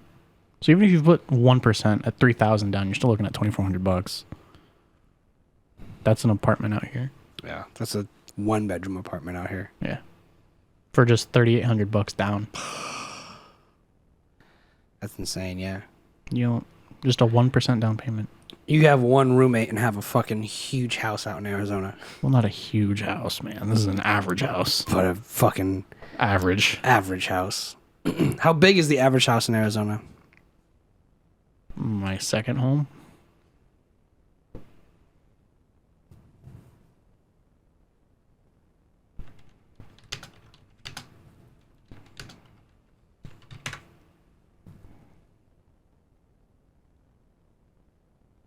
$1,800 square feet. That seems big to me.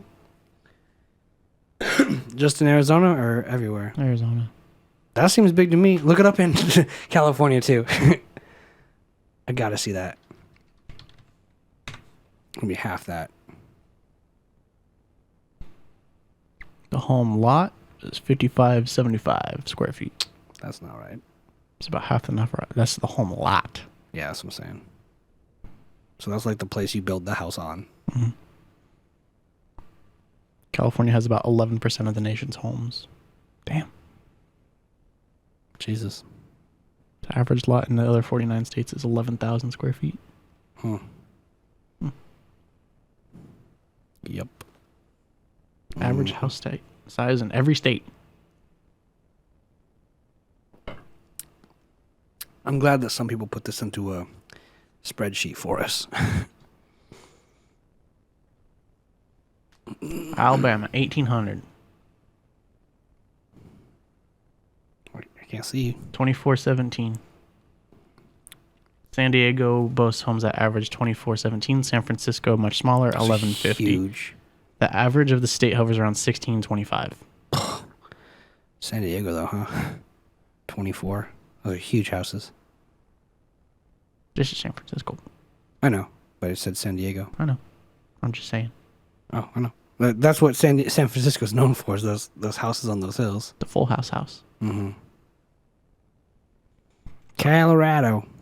So yeah, you can definitely get your payment low, depending on where.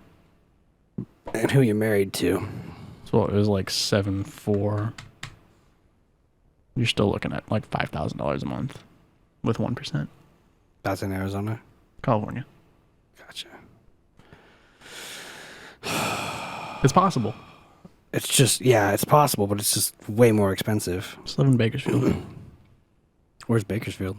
Where's the cheapest place to live in Southern California? I'll help you out with some of these. You know where your dad lives? Yeah. There. Down and to the right. Bakersfield. Yeah. Yeah. It's the central California. Desert. Nowhere. Snow's there. 10 cheapest places to live in California. Bakersfield. I think it's gonna be number one. Bakersfield is number one. Awesome. It's an irradiated city. Stockton, Fresno, God. Clovis, Sacramento. Surprisingly, Why it's is the fucking Sacramento capital? So? Huh? DC is a shithole. And that's the nation's capital. Yeah, well, they have a lot of spies running in and out trying to get secrets. Also a ton of poor people. Yeah. Sacramento is the state capital, as the rest of California is most famous cities have become more expensive. So have housing prices here. Home prices here are on par with Clovis, just over $430,000.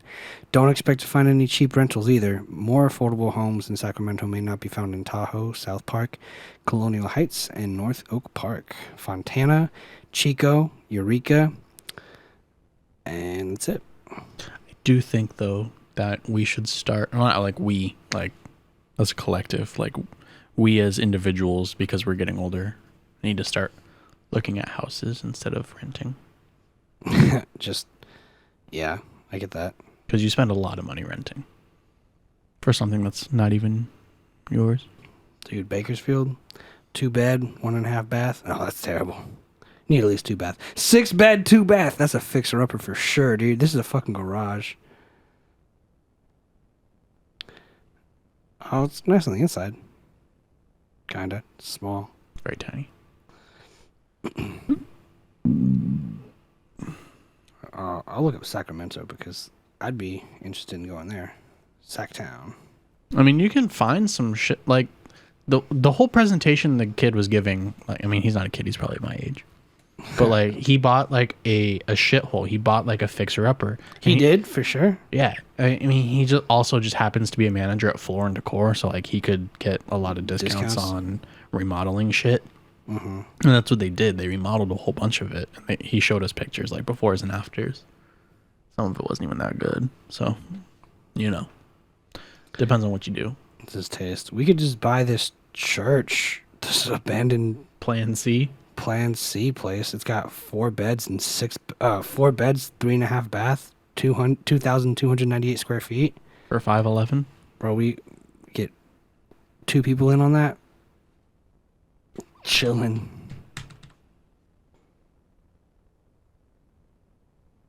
That's how much it is?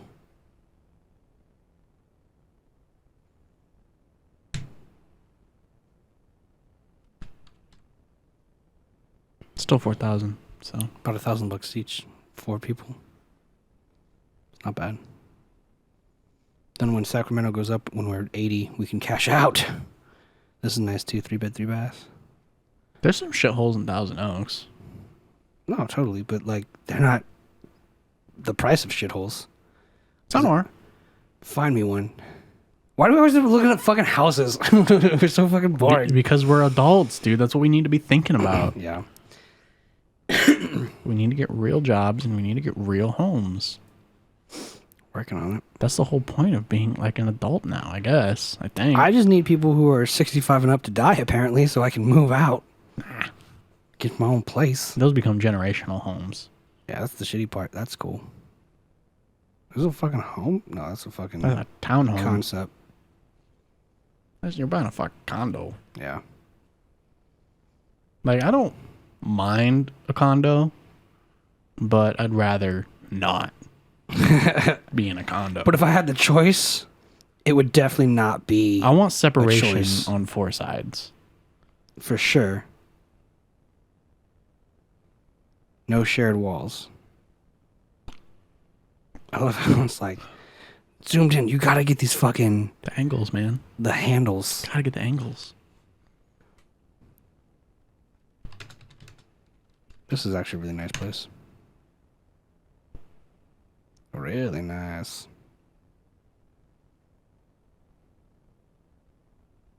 That's crazy. Single family, 2 cars. Built in 1978. $234 is the price per square foot.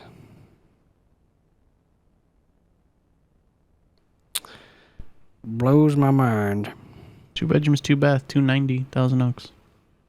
How much? 290. Yep. Oh, that's sick. I've driven past that house. Wow. It's a mobile home. I've seen it on the outside. Looks good on the inside. That's the one thing about mobile homes that always surprised me is like they look like shit, but then you walk in and you're like, huh. This one's 396. It's not bad. Where's the arrow? Am I close? Left click. Eat. Eat. Eat more. Eat more. Eat more. Eat more. Eat more. E Honda, E Honda, E Honda. I'm off the button, so. Oh. Am I there? Up. Click. No, you could also use this screen. I could, yeah. That's smart. Whirlpool. You gotta get the zoom in on the handles and the name tags. That was weird. Did you see that shift in the living room? Like different angle. Boop, boop.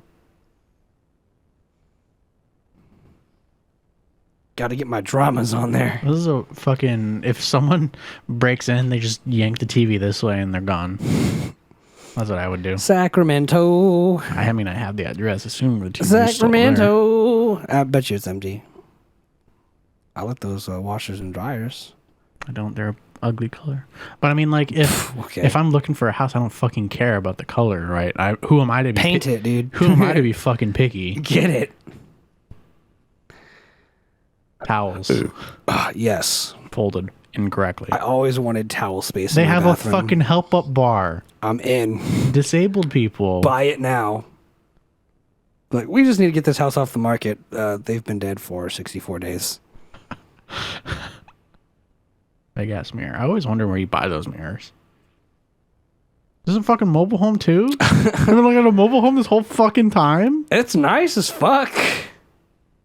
Shit. It's the inside that don't judge a book by the cover, man. It's the inside that counts. Shit, they're smart to put these pictures fucking last. I'm not gonna lie, dude. I've seen some mobile homes and been very impressed. Yeah, I mean, I was blown away just now by it. I got a little patio. The patio is the only thing that does not fit. That there is no goddamn way. There's no goddamn way. That's the same place. That's insane. That's 100% California though, right? Yeah. That's really just saying like you can live out here in California, but no one gives a shit unless it looks good on the outside.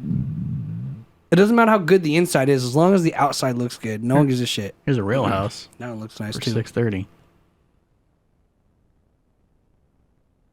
I like the driveway. It's kind of like an optical illusion. It looks like it's elevated past this point, and then that's a wall because it matches with that. Mm-hmm. It's kind of confusing. I like that. There's wood in the ceilings. I like the high ceilings too. That's dope. I like that. These look like rendered images, though. They do, huh? That's super... Oh, that's probably a rendered image right there. Bink. This is 100% rendered. Is it? Either a really good before and after.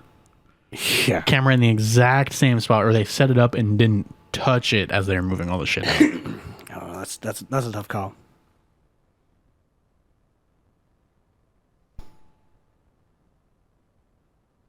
Oh, I like that a lot. A nice patio. I love that fucking patio. Fucking the renders, man.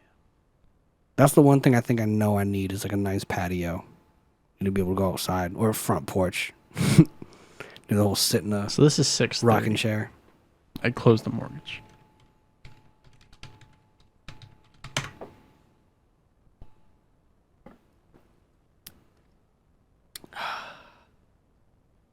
Down payment. So what's the cost of this house? $630. So you got 1% down at 2.86%. $4,000. It's 2 bedrooms, 720 square feet. What the fuck? That's 720 square feet? That's 720 square feet. No, it's not. That's smaller than a goddamn studio apartment. So you're fucking someone's sleeping on the patio. There's no way that's accurate. Yeah, that's $4,000. 700 square feet? Yeah, Pass. but it definitely it turns into a numbers game. Saying like what? Why can't I just go stake some territory, build my own house? Squatters' rights. Yeah. I mean, you can buy a plot of land and just develop on it. There's plots for sale right here. Getting FaceTimed again. Here you go. You can buy a plot for 30,000, 5,500 square feet. Newberry Park, Millbury Road. Let's go. Where the fuck that is? Right off of Lynn. They're trying to FaceTime me so bad. Who? My manager and shit. 1,000. I don't know what it is, but it's 1,000. I think we're buying the cul-de-sac. You're buying this fucking. Hear ye. You all live for me now, the owner of this cul-de-sac. You will pay me rent. 40,000 to buy on a fucking mountainside. Excellent view. It is beautiful. You won't see it out of your house when you build on it. You can buy this whole red strip. 50,000, half an acre That's half an acre? on Ventu Park. That looks huge. Because it's long, Yeah. not wide. Long and wide, there's a river flowing long and wide. Also, everything's fucking rendered. It's all just fucking Photoshop. That's the fucking strip? That's nothing. That is a gross overprojection on that satellite view. But you can get like a 4-level house. Look at this concept art of what you can do. Because all you could do is build up. Yeah, because you're in a fucking mountainside. These are what the permits allow you to do. Also, it'll cost you the price of a Nissan Altima to purchase the land. Cash only. Yeah, if you're looking in Thousand Oaks, you're looking at like In the six. wrong place. 6. Or a really nice mobile home. Yeah, you'll just be forever trailer trash. Hey, that's cool. I got a whirlpool. That's what isn't that what matters in this life? The appliances I have, not how I apply them. Prefer a Maytag. Maytag. Maytag. Pretty sure nuts. they don't even fucking make Maytag anymore. I'm almost certain they don't actually. Yeah, that's all just Samsung appliances now. Damn. $12 minutes. You got any more notes? No, mine's all about holidays. And we were way past that. I don't want to bring that back. Okay. Let's see if I can do anything. Bring it back around. Plant Daddy's here. He redeemed a poll. Ugh. An IPA pool? Plant Daddy, how's Sasha? She's doing good.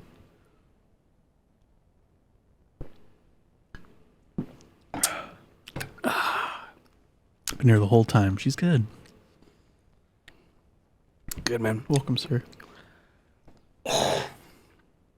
Sorry I wasn't here on Monday. I should probably tell you now. I also won't be here on Monday, December the 12th. I'm going to David's house. And then that one time in January. And then that one time in January. Yes. Didn't forget. Cool. Yeah, I think it's the 3rd. Yeah. But yeah. Just I've been doing a lot of the whole visiting family It's the holidays. during the holidays, yeah. And then yeah.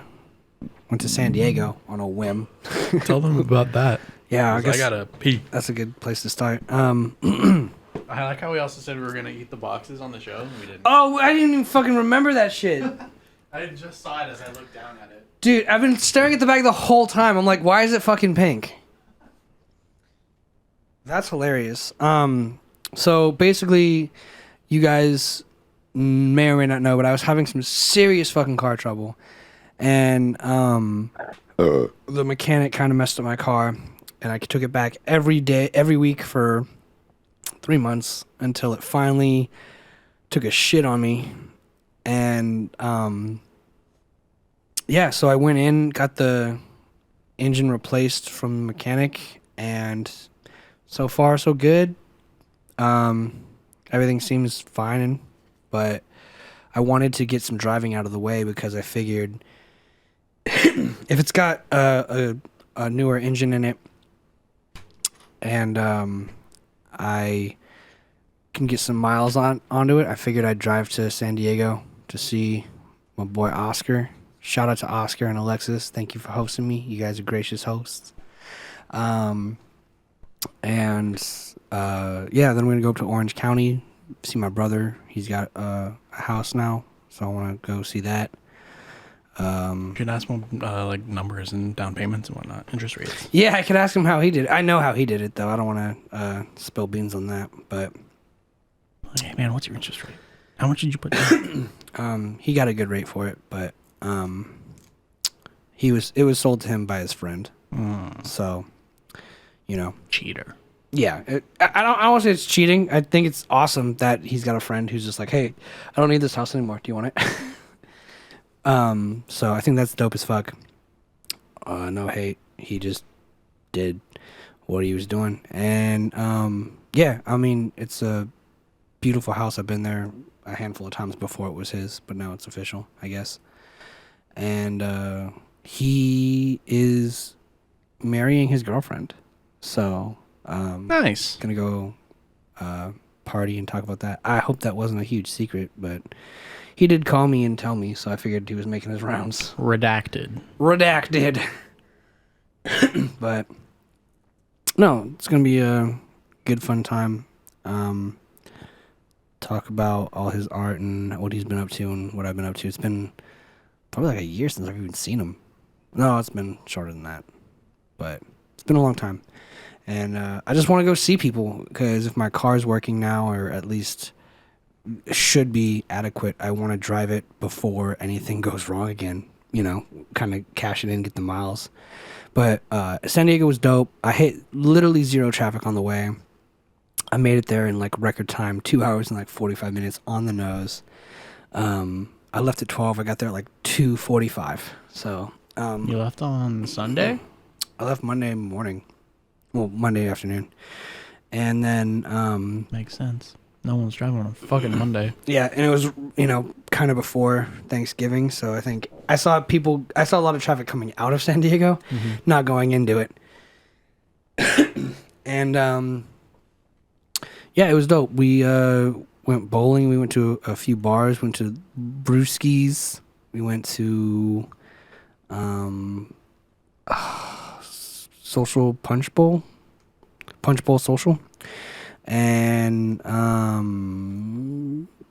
yeah, just the ramen places, but like it was always good food and good beer and just good environment. So thank you guys for being gracious hosts, and it's always fucking a good time. That's really all I gotta say about that. About your spontaneous trip down south. Yeah, the reason that happened, remember that night I called you and I was like, Josh, I'm drunk. Yeah, I know. And I was like, maybe you should think about this and plan this out first instead of going literally the next day. It wasn't like literally the next day. It was like 3 days after that. Yeah. But Yeah, you're right. I was like, take some time, plan this out, coordinate it with your work schedule. And you were like, I'm going to go. And you were like, why should I do that? I was like, oh, yeah, I don't know. Well, I just know my schedule's whack because, like, who has Mondays off except for you and me for the podcast, It's, like, kind of weird. I mean, I have a class, so I don't have it off. Sure, you're right. I just choose not to go to it because I know I can't pass it. It's been, like, mathematically impossible for a while now. Really? Just over? Yeah. Makes sense. At least you knew when to quit.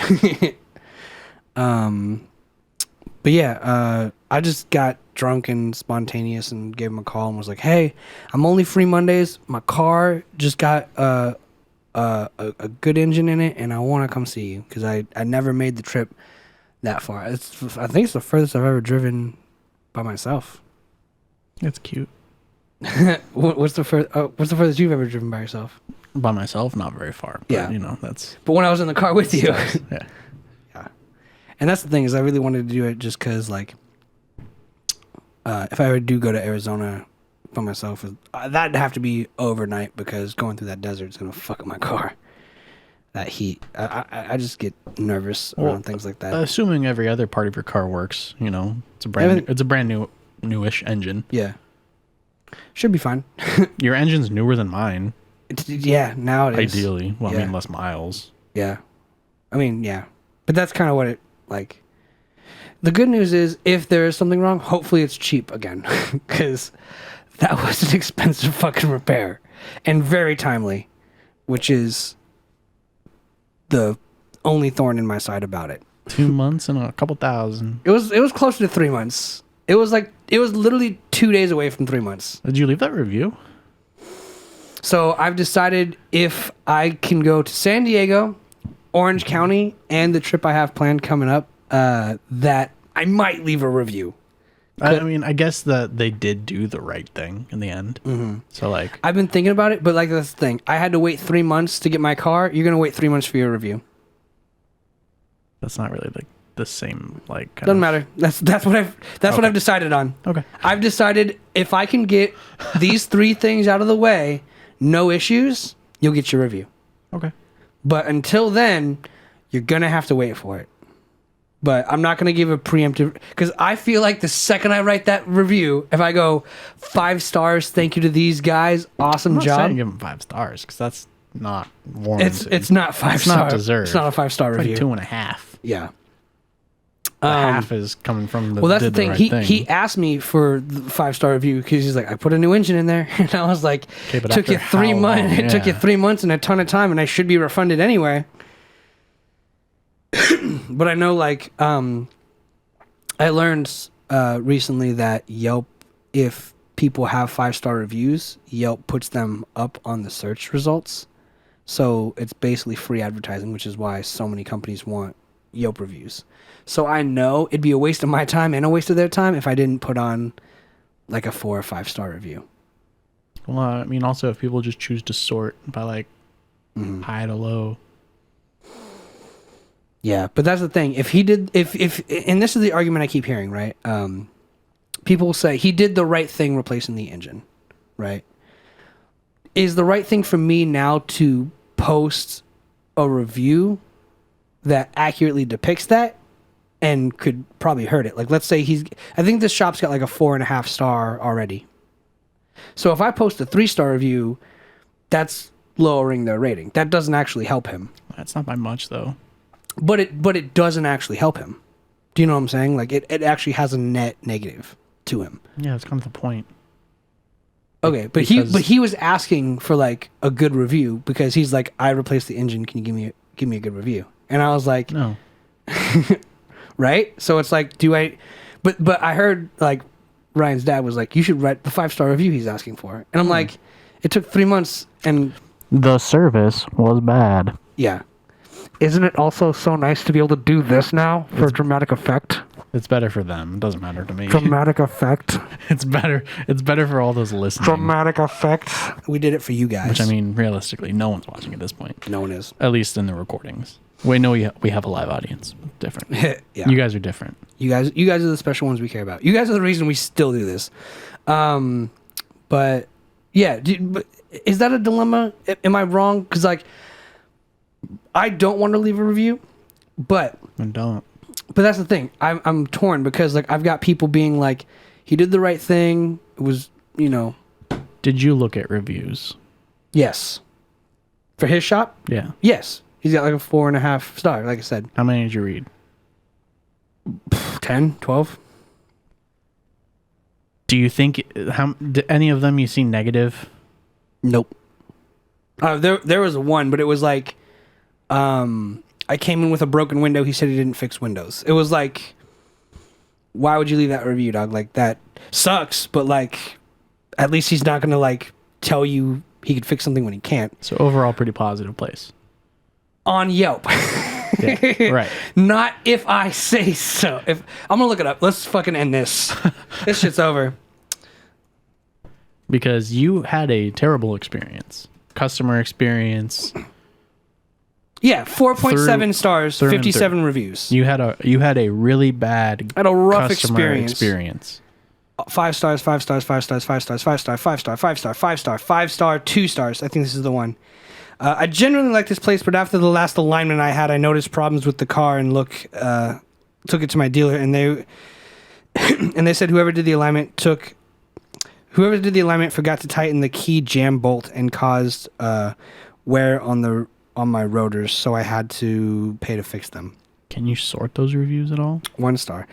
Called in the business and asked if they had used tires to fix my vehicle. The owner said they did. When I arrived, they didn't have the right size. He looked around for about 10 minutes and they said they couldn't give me a price. This is the one. Give me the price on new tires. I left. It's like you didn't even. That's dumb. You didn't even take service from this guy. Like I wouldn't. That's a waste of your review time. I wouldn't take that into consideration. I didn't. This review should be removed on principle of. This is like going to McDonald's and being like, is the ice cream machine broken? And then leaving and being like, the ice cream machine was broken. I'm never coming back here. It's like, dog, like I get it, but... I would say it's like going to McDonald's and asking for a Whopper and then getting mad they didn't have it. Yeah. Yeah. That's the stupidest review I've ever seen. And then everything else is like 5 stars, 5 stars, 5 stars, 5 stars, 5 stars. Read the next 5-star you see. Fantastic, caring people. Was that accurate? Here's the thing. They were polite. One dude was a fucking asshole. 2 dudes were fucking assholes. The dude who worked on my car and the dude I talked to, very sweet people. I only stayed patient because they were respectful and kind. But whoever worked on my car first fucked it up. And then the people I spoke to, they were cool. They ended up fixing it. But it was nonetheless a shit show. And then every other 5-star review has no comment. So that's pretty shady, right? Like, because that's way too high. 4.7 is a very high rating. And like I said, there's no That's almost way too description. And then on the 1 star, dear Mr. Redacted, please let us know why. This is them responding. Please let us know why you gave us a 1-star rating. As I searched our customer history, I found no records of similar first last name as yours, which could be due to different name you provide us when we worked on your car. However, I will be more than happy to hear from you, and I know what the reason was for you giving the lowest rating. So if I give it a low rating, they're gonna be like, Alec, what the fuck? Dog, we hooked you up, bro. Your service was trash. And then, like, yeah, 5-star, 4-star, 3-star. But there's no commentary. It's just 57 5-star ratings and then 3 1 to 2 stars. Just because they gave you a brand new engine 3 months after the fact doesn't mean that they did a good job. That's what I'm saying. But here's what I'm saying. Also, I don't want them to message me. I don't want them to be like... You don't have to respond. I don't want that. They know where I live, dog. They know what car I drive. I'm not about that. So? Fuck that. Yeah, dude. I don't know. For me, it feels like a net negative for me to even respond and leave that Yelp review, whether or not he wants it. Because, like, he was very polite, and yes, he did do the right thing. But, like, at the end of the day, if he didn't, I would have sued him for that exact same thing. Yeah, it took so long for it to happen. So... in my eyes, all they did by doing that, the reason they did the right thing was for the wrong reason. They didn't be like, hey, you need a new timing chain. Here's a new engine. They're like, hey, we fucked up. And so you don't sue us. We're going to do this without telling you because we know we fucked up. That's not good service. And I would rather just leave that where it is. Because every time I was like, what was wrong? It was always, don't worry, I fixed it. Can I get a receipt? Nope. No receipt. Why? Because it's not the repair you came in for. It's the repair I had to get done.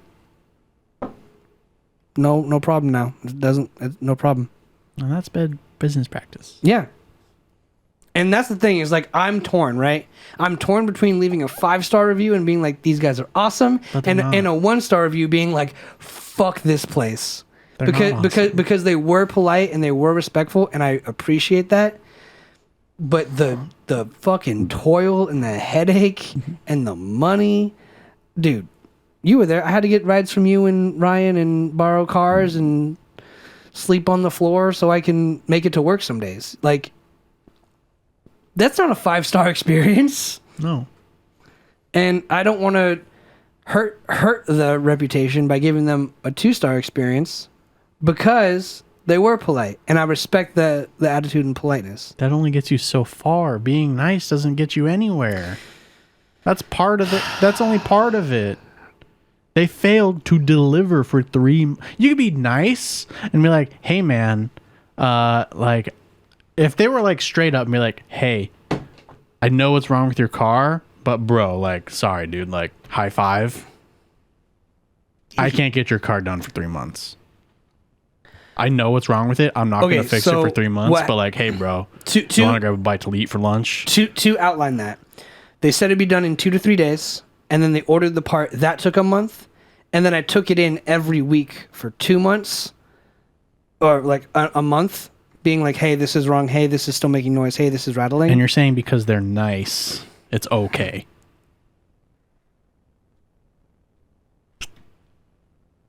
When you put it like that, I sound like a little bitch, don't I? Yeah, you do. That's like some Stockholm syndrome shit, bro. Snap out of it. Yeah. These people literally fucked me. used and abused you, and you're okay with it. You're right, huh? Just because they were nice. Let me at least get my trips out of the way. That way I don't get any bad karma for that Yelp review. Sure, go ahead. Scathing. It'll be scathing. Oh, okay. But I need to get to Orange County first, so. That's fine. Go ahead. You don't even have to leave the review in the first place, but don't give them 5 stars on principle. No. But fuck them. Thanks, Phantom. But that's what's got me tripped out. Because your dad, of all people, was like, you should give him the 5-star review. He did the right thing. And I was like, but after how long? But did he, though? He just avoided a trial, is at the end of the day. Like, that would have been the outcome anyway. It would have been, they pay and the owner of the shop came down and was like, I want you to know, I paid $4,000. I lost thousands of dollars doing this. And I was like, so did I. Cool. So did I. And it just would have been thousands more if we went to trial, because it would have been an open and shut case. So it's like, I'm torn because I have someone being like, hey, do this because it's the right thing. And I'm like, it is the right thing. But the other part of me is like, I lived through it. You didn't. Like, I lost 3 months of my life having to get to work when I just got back to work. Like, with no money, mind you. I told you, the whole month before, I was living on a credit card. Like, trying to get back to work. Yeah. Like, nothing about that was, like, enjoyable for me. Easily the most stressful time in my life ever. Like, all of a sudden, I was like, you know what? Getting my ass kicked in high school, not that bad. These motherfuckers put it into perspective. But it's okay, because they were nice. It might be Stockholm Syndrome. The Armenian guy with the broken English said, it's okay. He said, no problem. No problem. No problem. No problem.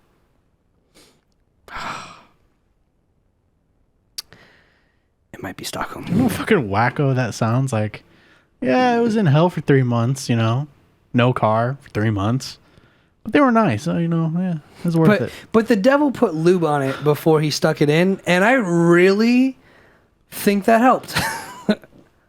I mean, I didn't give consent or anything, but they were nice to me. It was KY jelly. That shit warms while you thrust. I mean, he really treated me to. They were nice to me for 3 months. They were nice to me for 3 months while I got fucked and no reached around. You're right. That's what I'm saying. Like, not a 1, like a 2.5, but like, be honest. And their Yelp score is already way too unbelievable. Because people either do all or nothing. Yeah. People only give 1s or 5s. No one ever gives like 2s or 3s. In betweens. And those are the reviews you need to read. The in-betweens. Because those are the ones that matter. Those are the ones that are honest.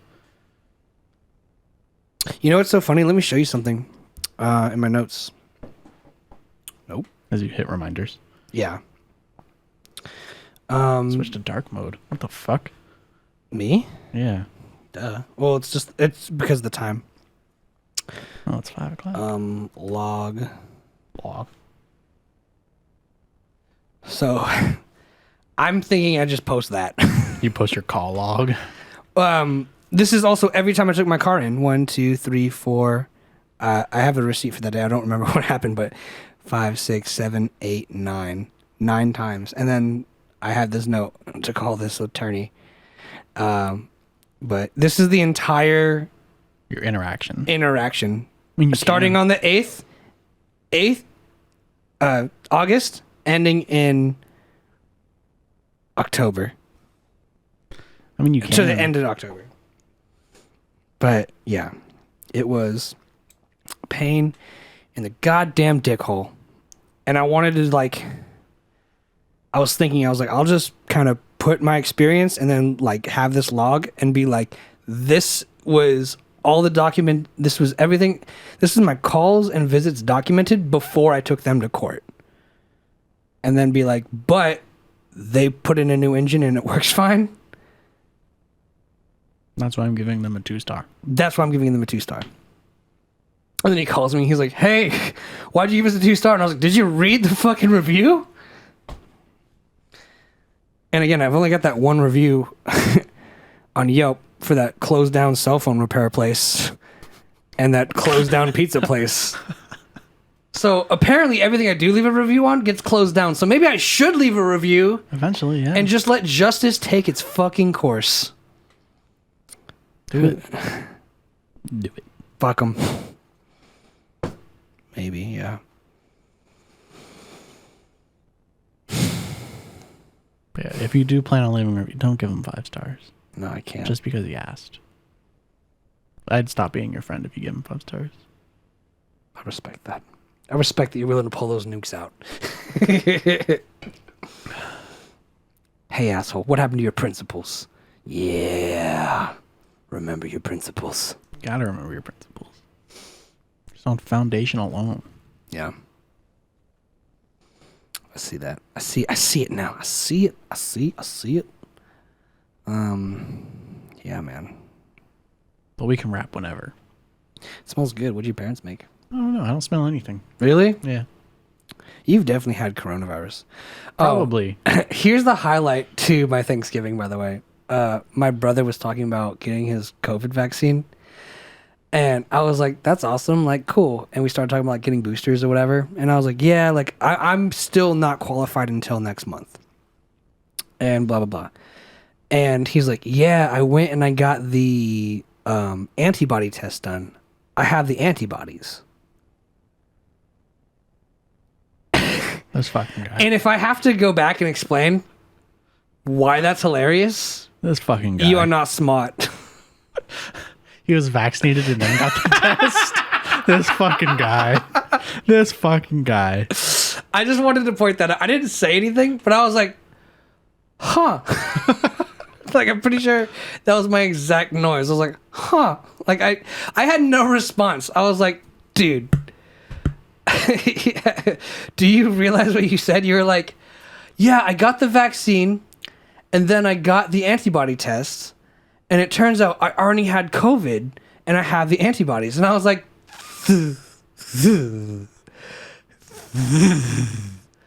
no. So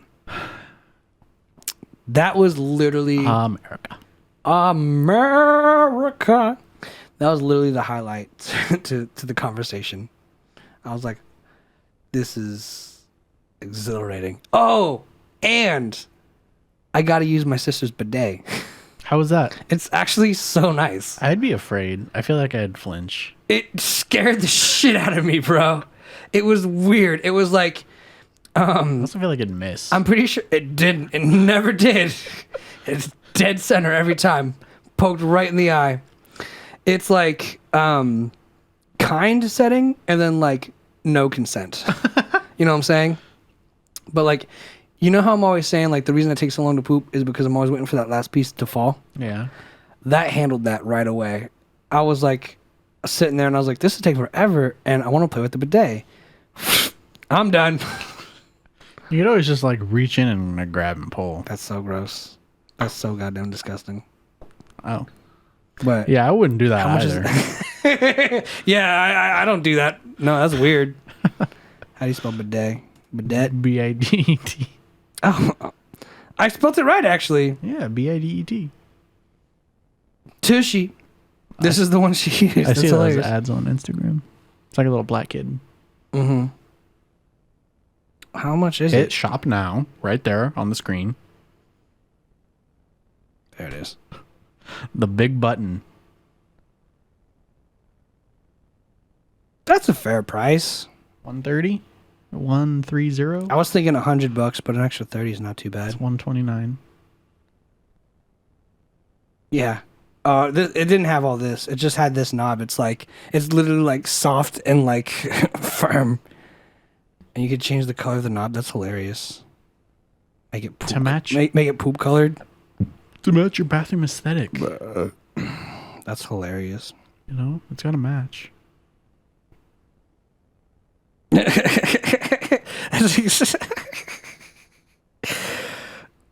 I can't explain it, but that's fucking hilarious. It didn't like fuck up like the balance of the toilet seat. Well, it's you unscrew the toilet seat, put that on, screw the toilet seat back in to hold it in place, and then it's just that dial to turn it on and off. Yeah, but like my fucking toilet seats are already like off shit, whatever. They're Tighten side it. to side. Tighten it. I bet you if you tightened it, yeah, like take it off, put it back I on. don't know how they work. Yeah. I love that fucking. Do your do. Turn the knob, find the perfect angle. So, do you want to get one now? I might, but I don't want to share it with all my fucking roommates. Just uninstall it every time. Yeah. Keep it in your room. Clean as fuck. Love my tushy. Oh, look. Look how many 5-star reviews they have. If it's on their website, they're strategically placed. I know. Very happy. Really nice bidet for the price. Much better than toilet paper. You're still supposed to wipe. What the fuck? I'm sure he did after, but you know. You're still supposed to wipe? Yeah, dry yourself off. He said, zip. Back to the family dinner. Yeah, that's gross. This motherfucker said better than toilet. They didn't expect people to get this far in the reviews. I just clicked on page 5. I miss my tushy on vacation, and besides my dog, I miss my tushy. I have sold 3 friends on tushy, and they feel the same way. 5 thumbs up. Everything is like 5 to 7 thumbs up. That's like, I want to get a water pick, but I'm not going to go look at their website reviews. A present for mom. My mom loves it. Just need to figure out a way to hook up the warm water version now. What the Well, it's just fuck? it's the same water that goes into the toilet. Yeah. You're not going to get warm water from it Bro. unless you spend like a lot more money and get one that actually has its own water supply. I chose this company over all the alternatives because it's designed and it looks really amazing in a white bathroom. Works amazingly well. They all look the same. They do. They're all the same thing. I got a message from Real Pooping Human. Hey there, let us know if you have any questions. We've got your back. Side. Ask them if they've paid for any reviews. They won't respond. You know, because fuck honesty and business ethics. Business ethics. Who cares? Did you pay for any of these reviews I am reading? Question mark. Automated response. Cool. He said, fuck out of here. Damn. Damn. Well, I think it's about that time. Alrighty. So this, yeah, we'll be back. What's the date? Hello, Creative Cloud. We'll be back on the 6th. When you see us next, it'll be December. December 6th? Yeah. Next week. 1 week. Yeah. Same time, same place. Thanks for hanging out with us. Gotta find the mouse. God damn it. I was going to fucking just.